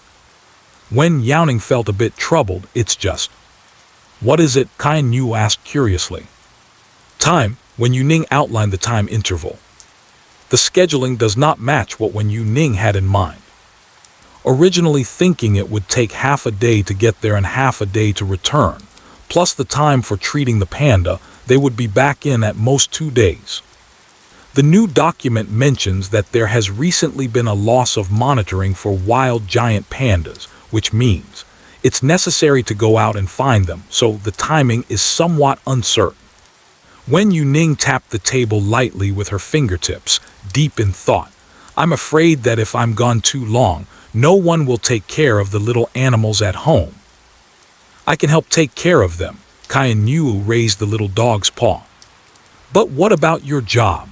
Wen Youning knew quite a few people, but most of them had their own jobs, and it was impossible to arrange to care for the animals at regular meal times, while also having to open video calls at any time to confirm that the fluffy ones were healthy and happy, that they weren't being mistreated, and that they didn't feel neglected, and so on. It is actually a bit cumbersome and troublesome. "That's right, Teacher Wen. As soon as you give the order, I'll resign immediately." "Count me in." "Here's an idea. A lottery in the live stream room, small animals assigned based on people. one fluffy one cared for by over a dozen people, supervising each other, safe and effective, just that the salary might be a bit high. I don't want a salary. I'll even pay to go, just let me go. Kyan Yu thought about the vacation days he had squandered before and gritted his teeth. How about I just take a leave? She can take a few more days off, and it's fine if she keeps taking leave until Wen Youning returns. It just means the year-end bonus will be completely deducted. If a suitable candidate can't be found, I can help. Recently, I've been relatively free, and it's just the right opportunity to mend my relationship with Yan Lang. I have a house near the zoo, so it's convenient to go back and forth. You can observe their situation via video at any time. Who is this person? Kyan Yu was stunned when he saw the exaggerated barrage occupying the entire screen. After seeing the rock wolf, he remembered who this person was. Oh right, Teacher Wen, Mr. Lin invested in our zoo. After a pause, Kyan Yu changed his words and said, actually, it feels a bit like an acquisition. What a wicked rich person. No, we were joking about buying the zoo. How could you take it seriously? Kyan Yu confirmed and even specially checked. Right now, he is the largest shareholder of our City Wild Animal Park Development Limited Liability Company. Private zoos are generally short on funds. No one can refuse a large investment. Moreover, the investor only wants shares in return for money, has no desire for any say in management, and won't interfere with the development of the park. Basically, Lin Beiyu's funding went very smoothly without any issues. Wen Youning thought for a moment. Given Lin Beiyu's background, it was unlikely he would harm small animals. Furthermore, based on his attitude towards the rock wolf, while he might tease it and make it angry, he still cared about it. Moreover, he is quite familiar with the rock wolf, which is an advantage. Wen Youning, wouldn't that be too much trouble for you? I have been relatively free lately and wanted to contact you to meet the rock wolf, but since I saw you were busy, I never found the opportunity. If you're not at ease, I can arrange a 24-hour video. Feel free to ask if there's any problem. I haven't seen the rock wolf for a long time. Even without helping, I still need to go often. Kyan Yu quietly said, I can also come over to help when I'm free. Wen Youning thought for a moment and said, please wait a moment. She got up and ran to the rock wolf. Rock wolf, can I ask you something? The Caucasian shepherd lifted his head and looked at her. Wen Youning said, I'm going out tomorrow and I might be away for a few days. Can Mr. Lin come to take care of you? What? Myself. Are you taking care of yourself? Wen Youning narrowed her eyes and said, no way. We can't let the rock wolf serve hot food to the little animals at home. That would be too strange. Moreover, the rock wolf won't use a gas stove. Wen Youning curled her fingers on the rock wolf's fur and said, if you don't want Mr. Lin to come, I'll think of someone else. The rock wolf paused. Woof. No. The rock wolf does not like to make contact with strangers, and the Caucasian's territorial awareness makes it likely to resist when strangers enter the house. Finding someone else can also be a bit of a problem, as they might fear the Caucasian. After all, it is a strong-willed dog. Even if they verbally tell you that it is gentle and won't harm you, such fears are uncontrollable. Don't want anyone else, then there's only Mr. Lin. Even with Kyan Yu, she wouldn't dare to approach a Caucasian in situations where she is present, let alone when she is not there. The rock wolf realized that it wasn't good at taking care of things, and it let out a low woo between the stranger and Lin Beiyu. Wen Youning rubbed the Caucasian dog and said, I will be back as soon as possible. Then he turned and sat back down. The rock wolf has agreed. Mr. Lin, when are you available? Would this afternoon be okay? Wen Youning said, okay, we'll get in touch again then. Lin Beiyu exited the live broadcast room after sending his bullet comment. Wen Youning closed her computer. She had almost finished reviewing the specific information and stretched her wrist, reaching for the little tabby cat sleeping beside her. "I'll go tell the white lion in a bit. I can help take care of the white lion." Wen Youning was quite interested in the white lion, but he was afraid to get close. However, feeding the white lion in the park was much simpler than in the hospital and almost completely safe. Buzz. As soon as Wen Youning finished speaking, the phone rang. "Hello, Brother Zhao." Zhao Zi's voice came from the other end of the receiver. "Give the phone to Teacher Wen, she can't get through." Wen Youning. "Hello, what's wrong?" Wen Youning picked up her phone and turned off the silent mode. She had kept it on silent due to pop-up reminders while she was drowsy last night. She had been reviewing material all morning and hadn't noticed. Zhao Zi said, "There's a small issue with the short-tailed pouch kangaroo at the park, but the situation is a bit complicated and it's hard to explain over the phone. Several doctors have come but haven't figured it out. The short-tailed pouch kangaroo is pretty close to you. Can you come over?" "Okay, please hold on." Wen Youning handed the phone back to Wen Youning. "I'll go take a look." Wen Youning picked up the puppy on her lap and placed it on the sofa. "Let's go together." Since Teacher Wen has come along, Brother Zhao no longer looks for anyone else for difficult ailments. Reading minds is truly a bug. Teacher Wen can treat illnesses that others can see, and even those that others cannot see, she can still treat. Where can you argue this point? The short-tailed wallaby is a marsupial mammal from the family Macropodidae. It has a round and stout shape, with a short and wide head, very similar to the body size of a chinchilla, but larger than a chinchilla with a long tail. The short-tailed potaroos live on Rat Island and inhabit swampy shrublands. They prefer to be active at night and live in family groups. Herbivores that eat various grasses and shrubs. When food is scarce, the short-tailed potaroo can obtain energy from the fat stored in its tail. They are also endangered animals in Australia, and when relaxed, their facial muscles naturally lift, making them look like they are smiling, which is why they are called the happiest animals in the world.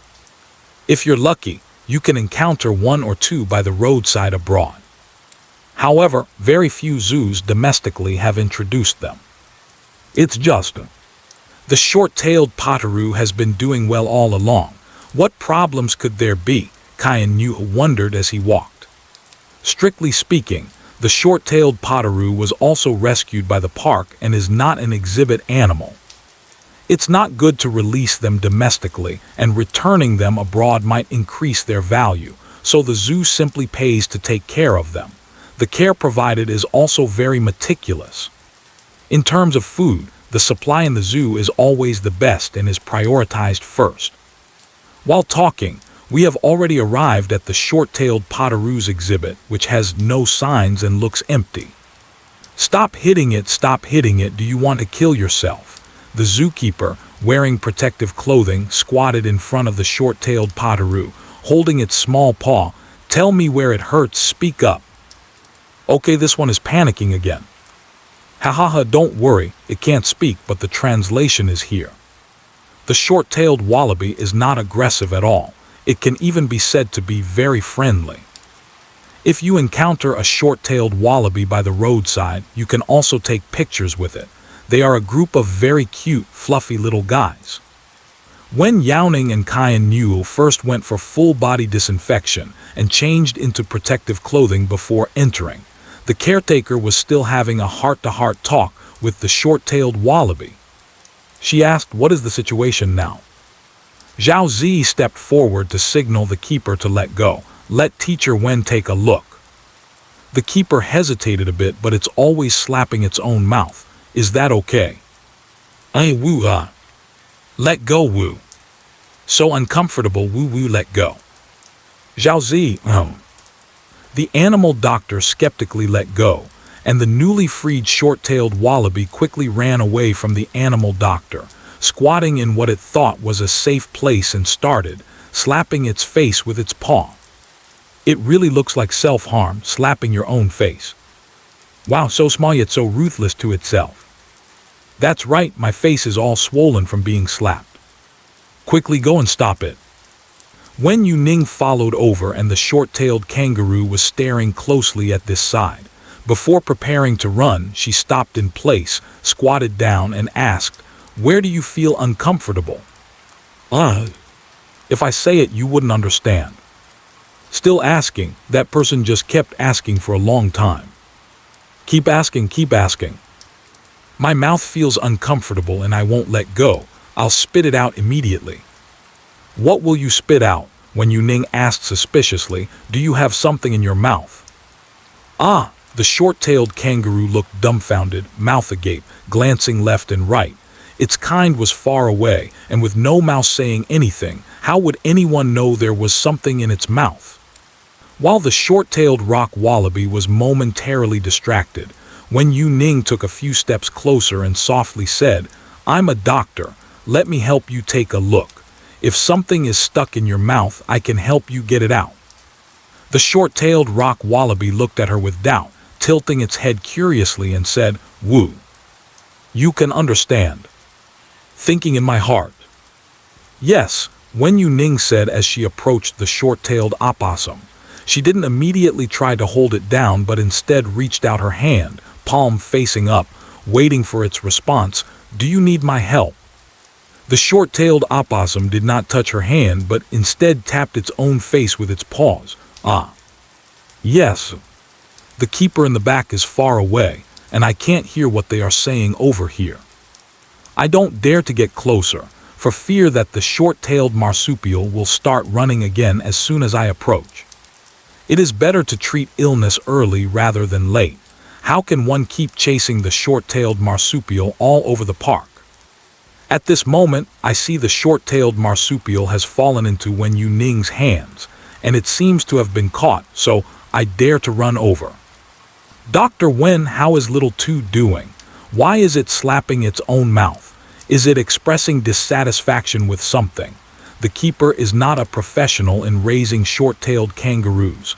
He was assigned to work in the park and chose to follow the arrangements, thus he was placed in this park. Relevant knowledge is all supplementary. There's little reference material available domestically, and even asking a familiar person doesn't help. Several animal doctors from the park have come but couldn't get to the bottom of it. He is already trying to contact zoos abroad. After all, which animal slaps its own mouth for no reason, especially continuously one after the other? It's so scary. The zookeeper has no hope seeing a new doctor come in. He comforted her, saying, "Dr. Wen, you don't need to worry. My mental resilience is very strong. No matter what disease Zio2 has, I will take good care of it until it recovers. I will keep looking for someone until we find out the cause of Zio2's illness." While speaking, the zookeeper cautiously squatted nearby and saw Wen Youning's fingers reaching into the mouth of the short-tailed dwarf kangaroo. Is it a tumor? Or is there a problem with its teeth? Do you need tools, tweezer, cotton swab? Wen Youning interrupted the caregiver's imagination and asked, "Do you have dental floss?" "Yes, of course." What did you say you wanted?" The caregiver turned around, ready to get something, but realized something was wrong, turning back but still not grasping it. "Dental floss." Wen Youning said, "Toothpicks will do." The caregiver's original worries nearly stopped beating at that moment. Leaving aside anything else, just the materials needed for this treatment sounded like it shouldn't be a big problem. Who treats illness with dental floss? The caretaker. So what's wrong with it? Wen Youning said lightly, "It got twigs stuck in its teeth. The broken pieces are lodged between its teeth and it can't get them out, trying to knock them loose by hitting itself." To be precise, slapping oneself is just how it appears from a human perspective. In fact, it was just a paw slapping the face, and no one knows how much force was used. It's just that the leaves stuck in the teeth are still there. Caretaker, though. What on earth am I worried about? The short-tailed potoroo kept its mouth wide open, allowing Wen Youning to examine it, its dark little eyes spinning around. "Did you manage to get it out?" The mouse asked many other mice for help. "I hate it, I can't get it out, and I can't pull it out either." Are you still thinking of pulling your own teeth? Wen Youning smiled as she looked at this not-so-bold little guy. Zhao Zi came over with dental floss and squatted down, saying, "Is it a leaf issue?" Wen Youning shook her head. "It has nothing to do with leaves. It should just be something that got stuck while chewing. The edges of these gaps got ruined, and only that little bit inside can't be removed. The dental floss used by human is still too thick for the short-tailed marsupial." Wen Youning could only use the other end of the thin tip, gently pulling it out. "Don't move, darling. It will be over soon, just a little bit more." At the last moment, Wen Youning flicked with dental floss, all done. It was just a tiny bit of leaf residue. It might even be invisible on the ground. "Ah!" The short-tailed kangaroo held its face with both paws, its mouth moving, and indeed it didn't feel anything anymore. "Great! It came out." The short-tailed rock wallaby happily jumps, "Woo! Good human." It turned its head and ran out, carrying a mouthful of leaves. "Let's eat together."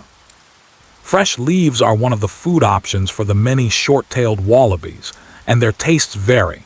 This one particularly seems to enjoy these leaves. Zhao Zi was twirling the dental floss box in her hand. "Teacher Wen, I've chosen the flight tickets. There are flights at 10 a.m. and 5 p.m. tomorrow. I saw in your live room that you have something on in the morning, so shall I book the afternoon flight?" Wen Youning said, "Okay." The home has been arranged fairly well, and enough food has been prepared for her while she's out. All the furry household supplies are ready. It's easy to spoil in summer, so it's all frozen in the refrigerator. Just take it out and heat it up to thaw to feed. Tomorrow when Lin Beiyu arrives, I'll tell him some precautions, and then we can leave. Cayenne New was next to a few short-tailed brush wallabies stacked on top of each other. Hearing the noise, one came over and bumped into a short-tailed brush wallaby that was coming out of the bushes. "Ah!" The short-tailed brush wallaby was startled, and as it turned around, a baby wallaby fell out of its pouch and rolled toward Cayenne New. The reason short-tailed brush wallabies are called that is because, like kangaroos, they have a pouch for carrying their young. Cayenne New was caught off guard and startled by a lump of something. She thought someone had thrown some strange object at her, but when that thing landed, it made a hum-hum sound. Take a closer look. It's a short-tailed rock wallaby, Joey. Cayenne Newell. Teacher Wen. Cayenne Newell looked at the Joey, then at the short-tailed rock wallaby that had run away. "It just threw its baby to me. Does it like me?" Just like some animals will show their young to humans they like. I didn't expect her to win the love of the short-tailed bitong as soon as she arrived. Really, the cubs can still be lost. I thought the reason the short-tailed bitong lost its baby wasn't this. No, Wen Youning picked up the baby and held it in her hands. When short-tailed bitongs encounter danger, they can expel the baby from their pouch by controlling its contraction. It is uncertain whether this is active or a passive contraction due to being scared, but some also say that short-tailed bitongs do this to attract the attention of predators, buying themselves time to escape. An interesting point is that the short-tailed bandicoot has a backup embryo in its belly. If one is lost, the next one starts developing. This phenomenon is called embryonic diapause. But if that's the case, whether actively or passively, won't the squeezed-out offspring be doomed? Cayenne Newell had only glanced at the short-tailed bandicoot when it was first entered into the system and hadn't examined it closely, so she was a bit confused upon hearing this. Wen Youning held the offspring and joked, "Do you think that's how the short-tailed bandicoot became an endangered species?" Cayenne Newell. Goodness. The short-tailed potoroo is endangered in part due to habitat loss and altered fire patterns, but the main reason is still predation by wildlife, with each offspring disappearing one by one, becoming fewer and fewer, until it becomes endangered. Wen Youning stood up and returned the joey to the short-tailed potoroo. The joey looks old enough and can already leave the pouch to live, having been successfully returned without harm. The spare in the short-tailed potteroo's pouch probably won't develop either. The short-tailed kangaroo mother has already burrowed inside. This is still a place it trusts more. Otherwise, it would have darted away and wouldn't be hiding and observing in the dark. Inside there are all bushes, and Wen Youning would inevitably trample them if she went in, so she stopped outside and placed the short-tailed kangaroo Joey down, saying, "I've put the baby here for you." The short-tailed kangaroo, hearing the sound, cautiously glanced over, but did not dare to come closer to Wen Youning. Wen Youning pulled the sleeve of the protective suit. The room temperature here is not like the lowest setting of the air conditioning at home, but is adjusted to the most suitable temperature for the daily living environment of the short-tailed potteroo. As a result, it is easy to feel hot while wearing a full protective suit. The short-tailed potteroo with a toothpick stood at Wen Youning's feet. This little guy has a naturally smiling face and can imitate some simple human actions, making him very cute. Don't be afraid. This is a good human. The short-tailed, short-clawed quokka patted the protective suit of Wen Youning lightly, showing it to its companions. Still a very powerful healer. Wen Youning squatted down to touch the little kangaroo and corrected, "It's not one, it's one unit." Okay, it's one. The short-tailed pattymelon doesn't understand, but the short-tailed pattymelon will repeat. "Baby, you're a cute little mouse. Is anyone organizing a trip to Australia? I'm planning to go out and kidnap some. Can it be domesticated? This is very important to me." "It cannot be domesticated," Wen Youning said, rubbing the jaw of the short-tailed rock wallaby with her fingertips, the little mouse squinting its eyes and raising its head, comfortably nestled in her arms. The short-tailed rock wallaby is a species listed on the Endangered Species Red List. Moreover, it has already been listed as an endangered species by the World Conservation Union, and not only is it not allowed to be kept as a pet, but it also cannot be bought or sold. The short-tailed echidna seems to have found a leaf from somewhere, chewing while listening to Wen Youning speak. "It looks delicious. A little cutie that can be misled by just a leaf." Wen Youning said to the little creature's head through the protective suit, "If you like them, you can go to the zoo to see. As long as you search in advance which domestic zoo has short-tailed potteroos, just buy a ticket and go. Understand in advance so you won't end up buying a ticket only to find that the local zoo doesn't have them." Cayenne Yu did not dare to get close to the short-tailed potteroos anymore. If she scared one and its joey fell out, she would have nowhere to cry.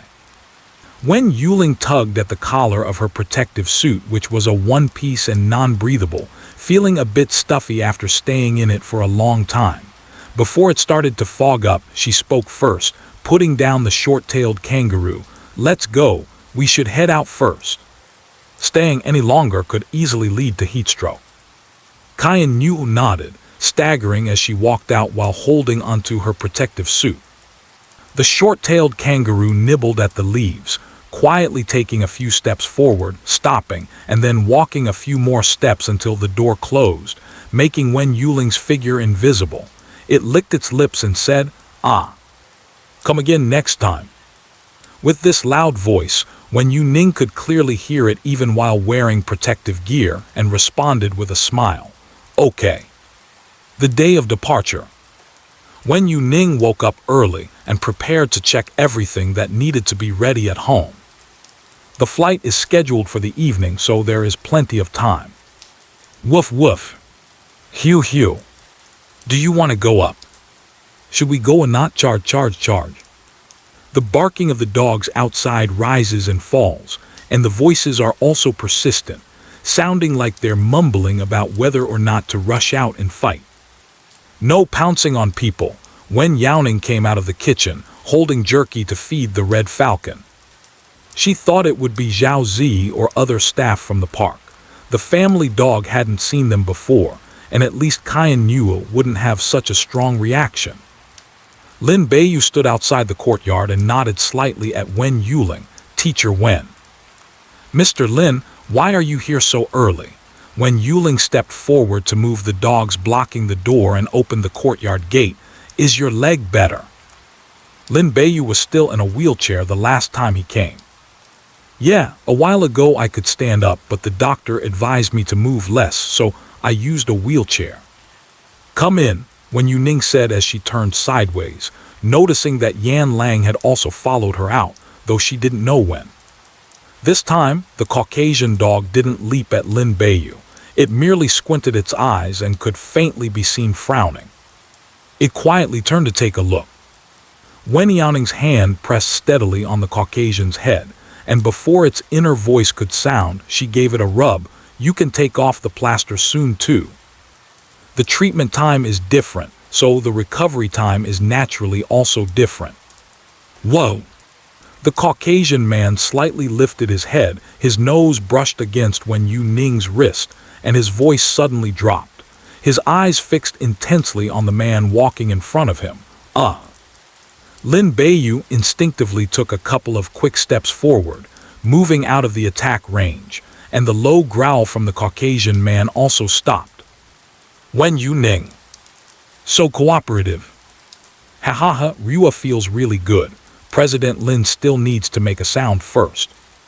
I know love and hate are clearly defined, but I didn't expect them to be so clearly separated. The rock wolf licked her wrist and said, woof. It's nothing. Wen Youning walked into the room and said, let me explain some daily precautions to you first. Lin Beiyu nodded, okay. The most important thing is the 3 meals a day. Wen Youning first took Lin Beiyu into the kitchen, pointed at the refrigerator and said, the staple food is here, I've portioned it for each meal. Then he opened the cabinet again. This is where the snacks are, I've labeled them all. And also, from staple foods and snacks to side dishes, he spent almost half an hour just talking about the kitchen. After he had explained the important points, it was about time to leave for the airport, and Zhao Zi was already waiting at the door with the car. Wen Youning finally hugged the kitten and advised, there's also the white lion. I've talked to it and it won't bite you, but it might scare you. Just to be safe, don't go in and get too close to avoid getting bitten during play. Haha, Teacher Wen is really worried about Mr. Lin being here. If you don't tell me this, I wouldn't dare either. The brochure says wild animals don't bite people, but I wouldn't dare to stand up there for a photo. Wen Youning hugged the red falcon and said, now, about the salary issue, I know you don't lack money, but I can't let you work for free.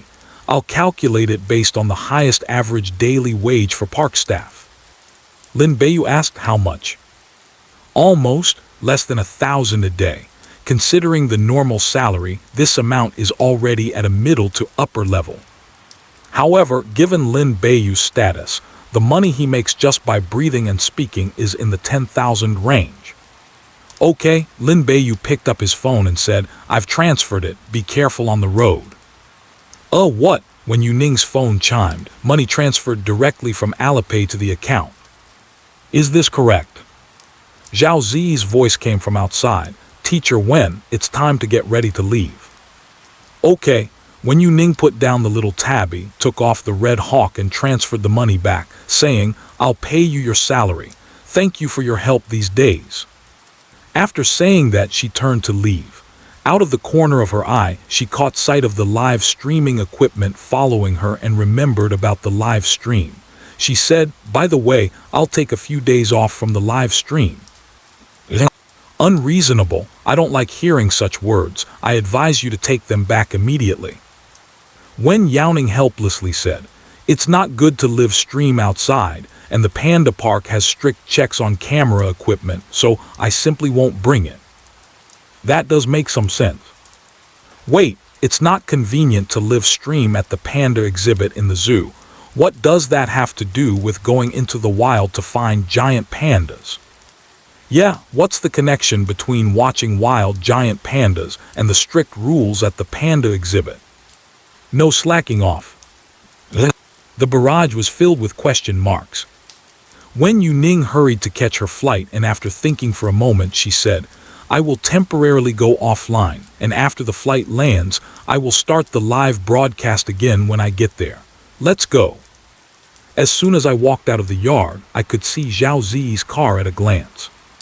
She only brought simple luggage for a few days out, just change of clothes and such, because she often interacts with small animals. Wen Youning never uses cosmetics. At most she brings 2 bottles of lotion. Zhao Zi put the suitcase in the trunk and said, "Get in the car, teacher Wen." Wen Youning sat in the passenger seat, and the small animals at home were all gathered in the courtyard. She waved her hand. "See you in a few days." Woof! Meow! The moment the door closed, the rock wolf standing beside Lin Beiyu turned and leaped. Wen Youning turned around and saw a little dog wagging its tail, and a little tabby cat standing on the wall licking its paws. With online check-in, taking a flight is now convenient. If you don't have overweight luggage or an oversized suitcase, just go through security and wait at the airport. This time, only Wen Youning and Zhao Zi are on the temporary transfer. Wen Youning is gripping the suitcase handle, watching Zhao Zi return with coffee. Zhao Zi said, "We arrived early, we need to wait a while. I'll go check the luggage consignment, teacher Wen, you sit here for a bit." It is better to leave early than late. If the schedule is too tight and you encounter traffic or, worse yet, a breakdown, everything is interconnected.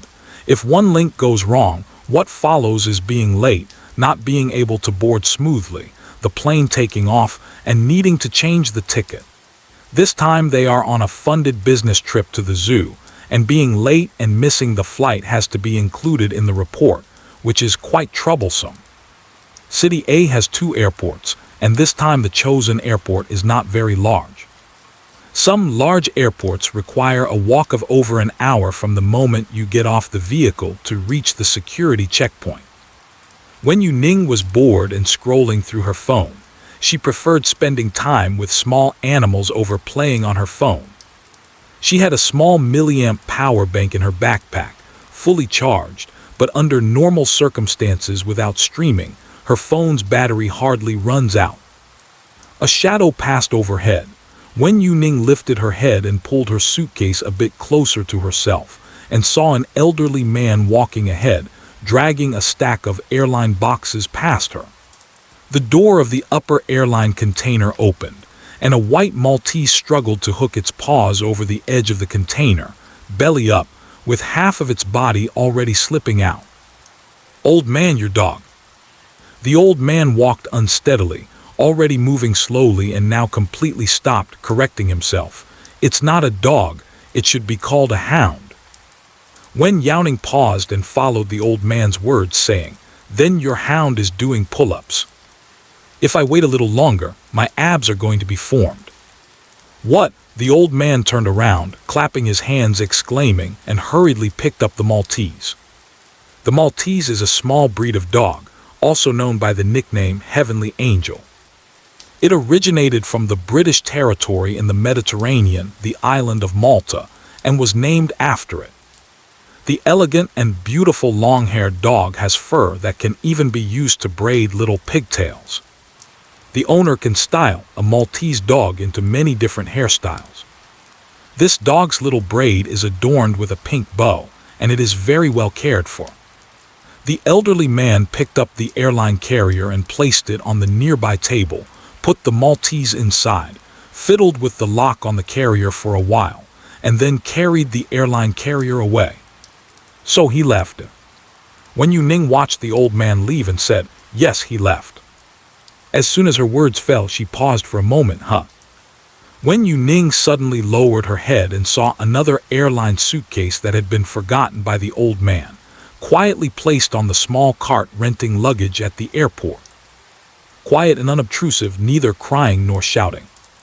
Even the voice from the heart seems somewhat faint. "Aren't you raising it?" "Grandpa isn't raising it anymore. What about Mom? Is Mom not raising it anymore either?"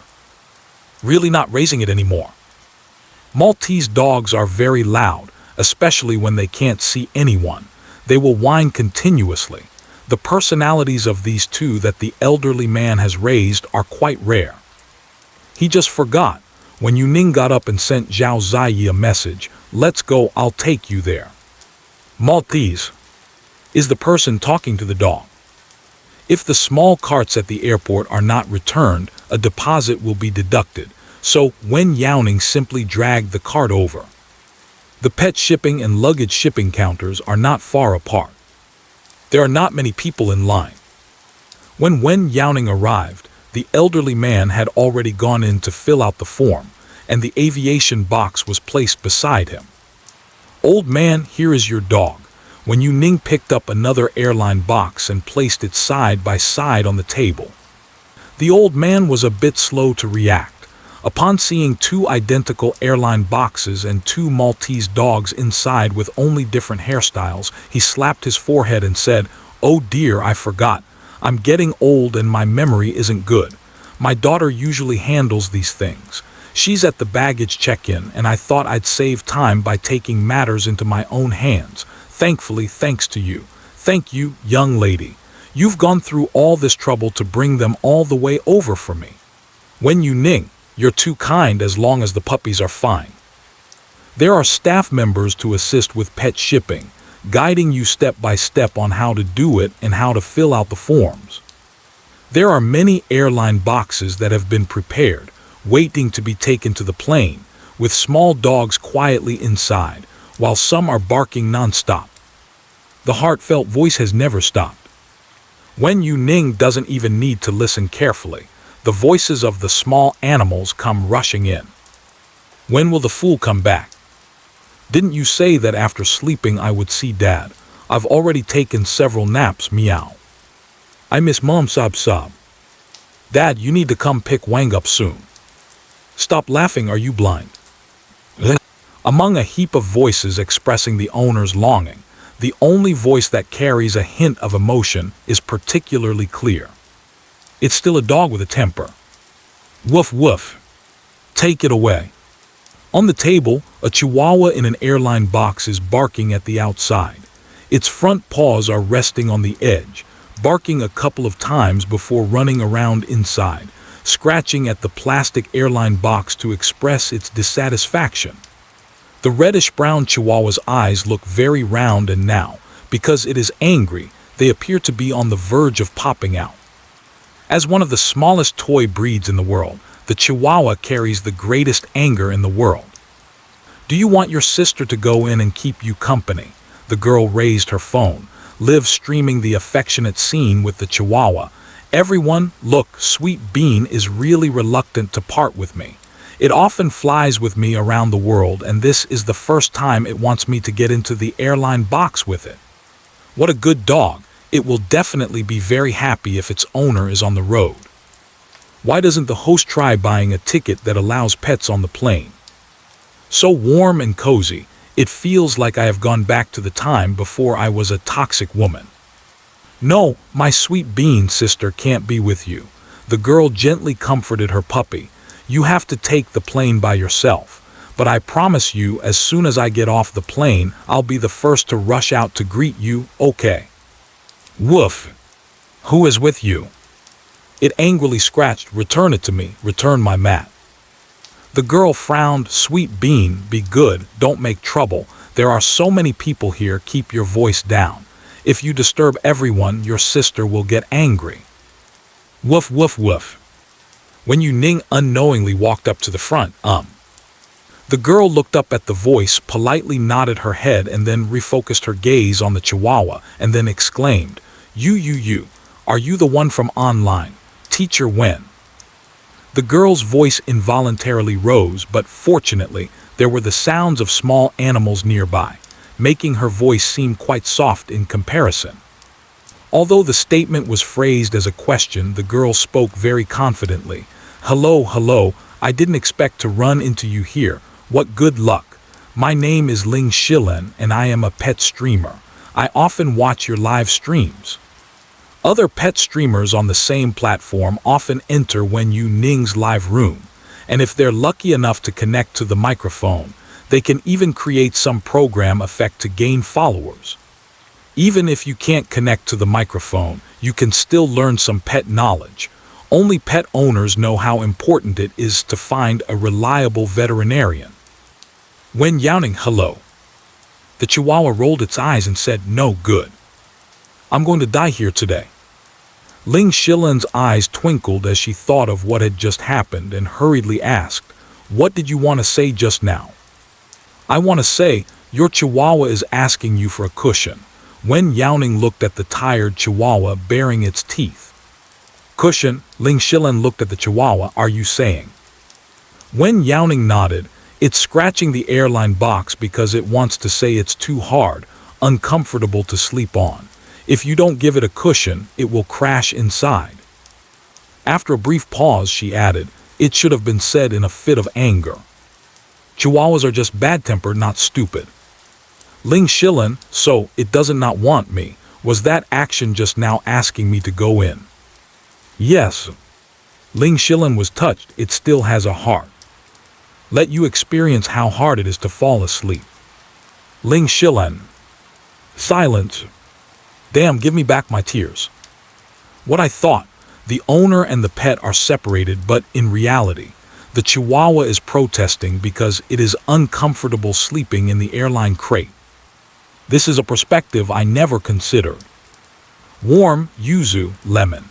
Isn't it inappropriate to show up in someone else's live stream without starting your own? Due to Wen, Yuzu, and Lemon's appearance, the heat in Ling Shilan's live stream quickly surged. After finishing the last sip of coffee, Wen Youning crumpled the cup and tossed it into the trash can. I saw some mats for sale over there. If you didn't bring one, you can go buy it. Woof. Exactly. Didn't bring one? Should we make Wang bear it? There are cushions at home, but in the past I never took them out of the airline box. Last time I took them out to wash and forgot to put them back on the balcony. Ling Shilan didn't think of it at all. After all, everything was fine when flying before, but today there was a problem. Ling Shilan apologized sincerely while facing the round, shiny eyes of the Chihuahua. I'm sorry, sweet pea, I've made you feel wronged. I'll go buy one right now. Come on, let's go pick one out. We'll buy whichever you like. Woof. It was about time. Ling Shilan carried the airline box and said, Teacher Wen, I'm heading over first. I'm afraid I won't make it on time for boarding later. Go ahead. Wen Youning glanced at the time, realizing her flight was also about to start boarding, and then turned back to meet with Zhao Zi. There was already a long queue at the boarding gate. Zhao Zi was not queuing but was rather looking around. When she saw Wen Youning approaching, she immediately went up to her and said, Teacher Wen, we can board over here. Wen Youning saw everyone queuing up, and the announcement did not seem to mention this flight. Can we board? Yes, first class can board early. Zhao Zi shrugged. I don't know why the leader suddenly decided to be generous and actually upgraded us. The price of first class is 2.5 times that of economy class, and usually only economy class is reimbursed for business trips. Zhao Zi smiled and took the luggage, thanks to Teacher Wen. In terms of travel reimbursements, the park is very strict. After all, the money is spent on animal feed. The provincial government should spend what needs to be spent. First class seats are relatively spacious. There aren't many people for early boarding. Wen Youning sat down in her seat, turned on airplane mode on her phone, and began to rest with her eyes closed. She will land in City B tomorrow morning. It is already close to midnight, and she will have to sleep on the plane tonight. It is important to rest well in order to go find the giant pandas. Zhao Zi wanted to say something else, but after putting down his suitcase and turning around, he found Wen Youning had already closed her eyes, so he moved quietly, casually drawing the curtains and tiptoeing back to his own seat. A night flight. Wen Youning got off the plane and couldn't help but sneeze. I had coffee before getting on the plane, couldn't sleep at all during the first half of the flight, and only started to sleep after eating the in-flight meal when it was just getting light outside. After careful calculation, it seems like I haven't slept for long.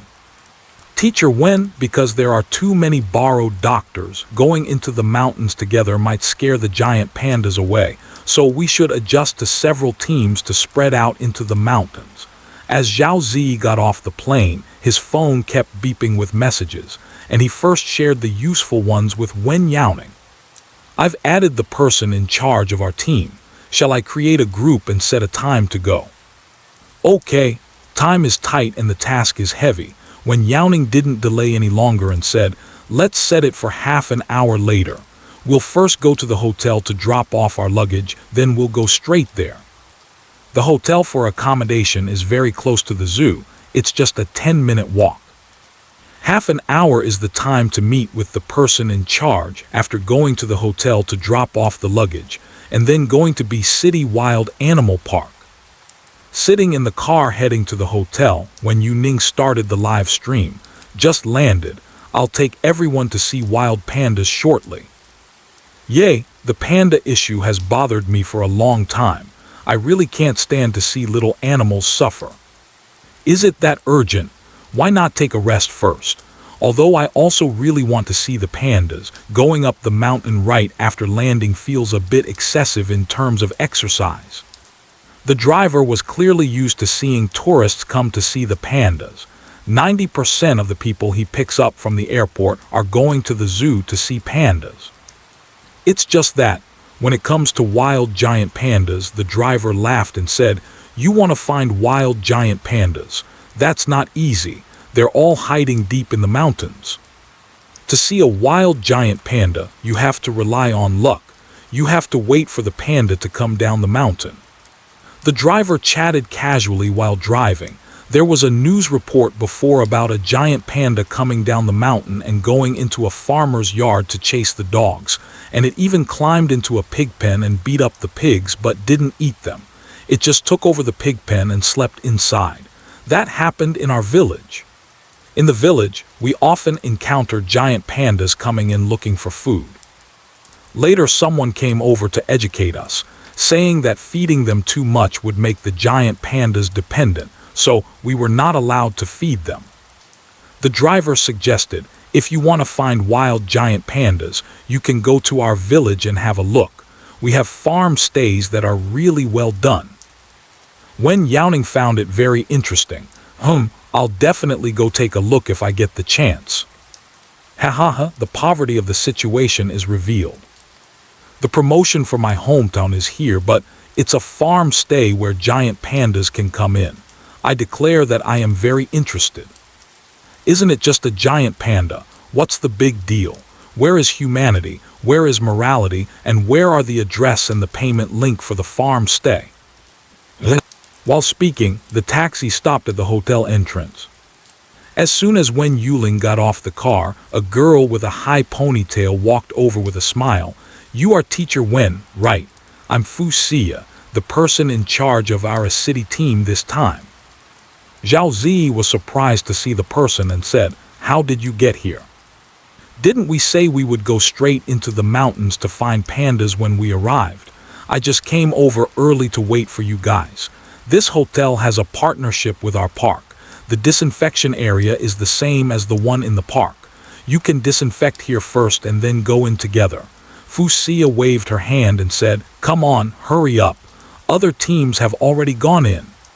Some things, once divided into groups and graded, inexplicably trigger people's competitive spirit. It's not a big deal, but it always feels like the one who finds that sick wild giant panda first is very impressive. There's no need to unpack the luggage so thoroughly, just push it straight into the room. On the contrary, disinfection takes more time. No, shouldn't we be let out first before disinfecting? Will the live broadcasting equipment break? Will it be corroded? I strongly suspect that Teacher Wen is preparing to take this opportunity to completely ditch the upcoming live broadcasts. How could that be? Wen Youning came out of the disinfection room, already wearing professional mountaineering gear, wiping off the traces on the live broadcasting equipment with a paper towel. Just to be safe, let's disinfect it together. The live broadcasting equipment looks fragile and easy to break, but after extensive disinfection, it remains as good as new, and even becomes reflective due to the wiping. Fuxia waited at the door of the disinfection room and quickly said something to the person on the other end of the phone when she saw the two come out. After hanging up the phone and walking over, she saw the round ball in Wen Youning's hand and smiled. Is this the live streaming equipment?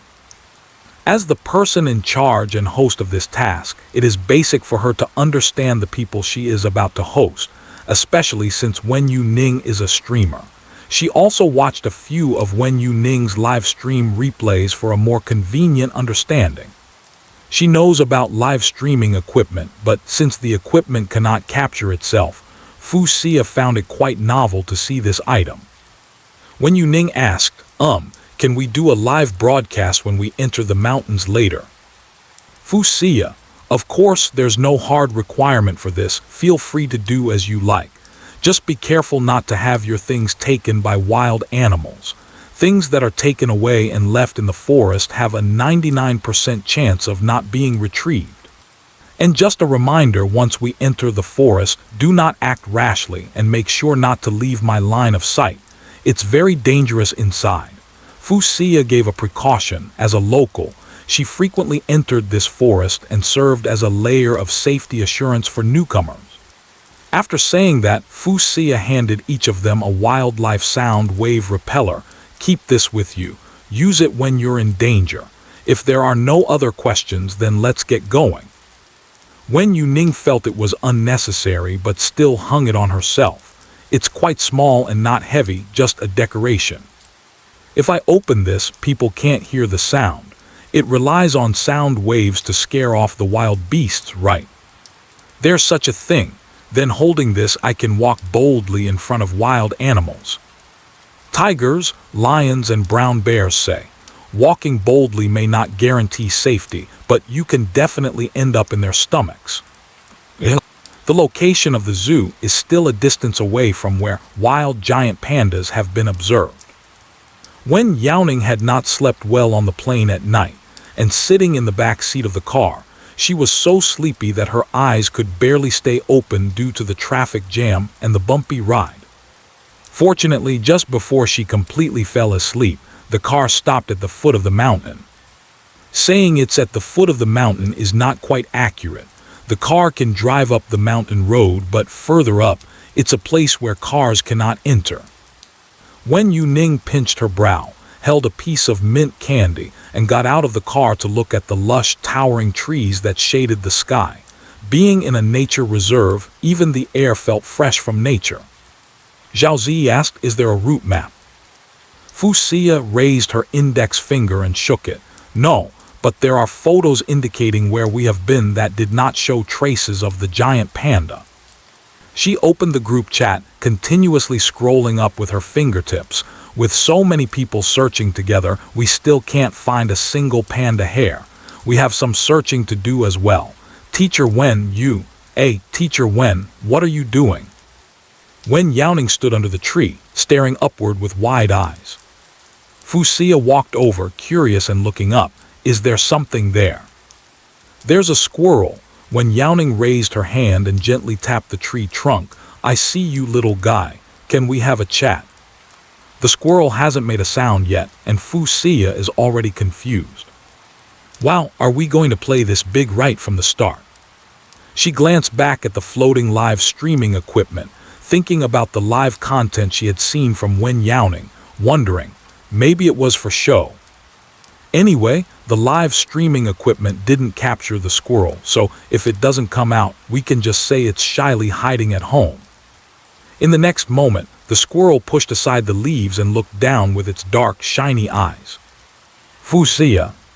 Really? How about I exchange information with you using nuts?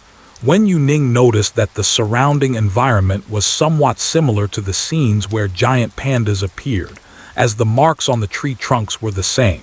If the little squirrel was going to live here, it must have seen giant pandas before. Do you know where the giant panda is? Wen Youning opened her backpack and grabbed a few hazelnuts. It's round, the one that was swatting its paws under the tree a while ago. The little squirrel raised its head, shy. I don't know. A few small things want me to reveal the big brother's location. And these, Wen Youning took out a whole bag of hazelnuts. Is this enough? Little squirrel. It suddenly lifted its head and hit the leaves. That bag of hazelnuts could bury it. Wen Youning then added a bag of chestnuts, all raw chestnuts, specially for the small animals in the forest to have nuts. The little guys have the most updated information. They walk on the trees, standing tall to see far. When they encounter danger, they hide and are able to overhear quite a bit of gossip. Fu Xia glanced at the nut bag and regretfully said, "It probably doesn't know what these things are." Squeak. Go away. Is the mouse stupid? Doesn't it know? No, just a bit of food. Can't let the big brother know. 3 bags. Wen Youning continued to increase the offer. Squeak, the squirrel hesitated. Wait a minute, if it doesn't agree, wouldn't there be more? The little squirrel peeked in, stretching its neck to look into Wen Youning's backpack, trying to figure out how many bags were inside and thinking about which bag to agree to would be the most appropriate. Is that not possible? If not, then forget it. Wen Youning directly put all 3 bags back in.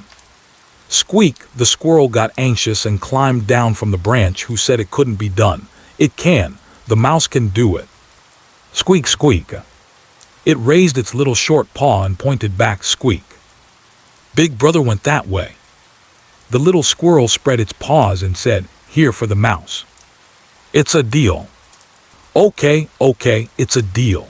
Wen Youning took out the 3 large bags. If they save a bit, it will be enough for the squirrel to get through the winter. Even if it encounters others stealing its food, it can last for a long time. Wen Youning said, "Step aside, it's hard for you to grab the bag. I'll pour it directly into your food storage hole. You should be prepared, right?" The little squirrel kept chirping and made space, worried that Wen Youning wouldn't find it, and even proactively jumped up to clear the leaves. It's all fallen down. Everything has fallen down. Ha, the squirrel's eyes are as wide as copper bells. Squirrel, I've struck it rich. These 3 bags can feed all the squirrels in this area. The squirrel's food storage hole seems to be naturally formed. The entrance is small but quite deep. Even after putting in 3 bags, it still isn't full. The little squirrel, who found plenty of food without leaving its home, happily burrows into the hole. Wen Youning heard the sound of crunch crunch and must have sat down on the mountain of food to eat. Fu Xia was dumbfounded until Wen Youning came down with the empty packaging. Did you really just have a conversation with a squirrel? Wen Youning smiled but didn't explain much. Let's go find the panda first. If we go late, the panda might not be there anymore. After all, giant pandas are not plants. They cannot root in one place and then move on their own. Giant pandas do not stay in the same place all the time. Then we'll have to ask the little animals along the way. Okay. Fu Xia's facial expression was awkward, as if she was so shocked by this scene that she didn't know how to describe it. Watching the live broadcast is one thing, seeing it in person is another. Zhao Zi patted her shoulder. It's just a small matter, you'll get used to it. Fu Xia. What is this saying? Yes. Wen Youning was tapping on the bushes with a hiking stick to avoid any little snakes or insects suddenly popping out from inside. Although I can hear their thoughts, the premise is that they have to be awake, thinking about something. Otherwise, if they are sound asleep and suddenly awakened, even the smallest animals can have a temperament, and some of them are poisonous as well. Fu Xia stepped forward a few paces and said, "I'll go in front. You 2 won't get lost. It's safer to follow me." It's fine. It's safer for me to lead. Wen Youning had traversed even the most famous, notoriously dangerous tropical rainforests. It was just not that far. There were simply too many small animals, and trying to listen for their heartbeats to avoid danger resulted in running into 6 small groups arguing within just a few steps. In the end, I didn't move forward but went to persuade each of them to stop fighting. Zhao Zi. This is quite awkward. I can't do anything. Just going up is like being a meat shield.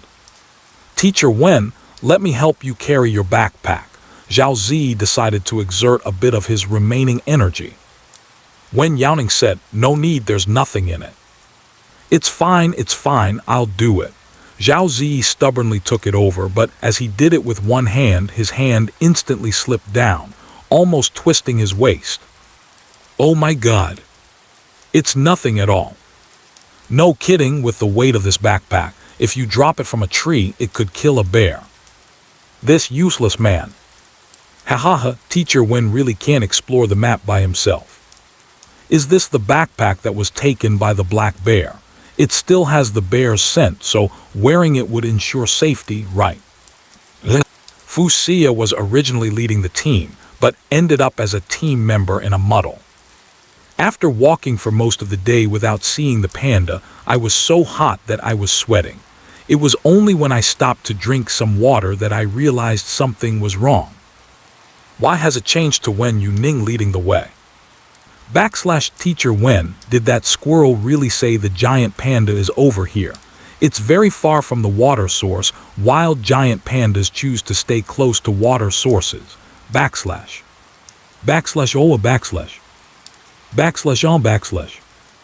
Fu Xia's words were interrupted by the happy whimper of the giant panda. She slowly opened her eyes in a daze. More than 30 people in the group searched for 2 days, and the park staff checked the surveillance footage for 3 nights. Yet the panda that had not been found was simply discovered just like that. Fu Xia looked at the hiking stick in her hand, momentarily lost in thought. What exactly was she here for? Whether she's here or not seems to make no difference. Fu Xia thought for a moment, turned to Zhao Zi, extended her hand, and while being mindful of the giant panda said softly, "Give me the backpack." Zhao Zi refused and guarded her things, lowering her voice to say, "Go to the side." SHH, Wen Youning raised her index finger to her lips, signaling the two of them to be quiet. The giant panda has acute hearing, and logically, it should have already noticed that someone was nearby. But the panda, leaning against the tree trunk, showed no reaction at all. The panda's body is round and plump, with 2 half-circular fluffy ears perched on its head, black and white fur, and small eyes that shine brightly under the black eye circles. At this moment, the giant panda is reaching out its paws and grabbing around, just like in the video. This one, and this one. "Ow, whoa!" Excited, the panda clapped its fluffy paws, and its eyes narrowed into happy crescents. Hiss, up close it has a kind of beauty that makes you want to find a child. I vote for radio calisthenics. Is it that they learned this action by watching humans?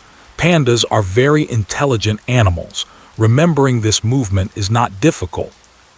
The giant panda is sitting on the ground, its outstretched hind foot swaying lightly, clearly in a good mood. Eat. Eat it all, woof, so much bamboo. I like to eat bamboo, I like to eat tilde. Feeling good, even my inner voice has its ups and downs. There is no bamboo here, Wen Youning said softly, but there is bamboo here, fresh and tender bamboo, would you like to eat, The bamboo was prepared by the park, and Wen Youning also wanted to buy some, but it was hard to take on the plane. It could easily spoil if held too long. Fu Xia was still behind trying to call for help. Once there were more people, they could anesthetize the panda and get closer to examine it. Wen Youning's sudden move caught her completely off guard. For a moment, I didn't know whether to cover my mouth and make Wen Youning temporarily stop talking, or to grab people and quickly run away when the panda approached. "Are you crazy?" She didn't dare shout loudly even in such a hurry. "That's a giant panda.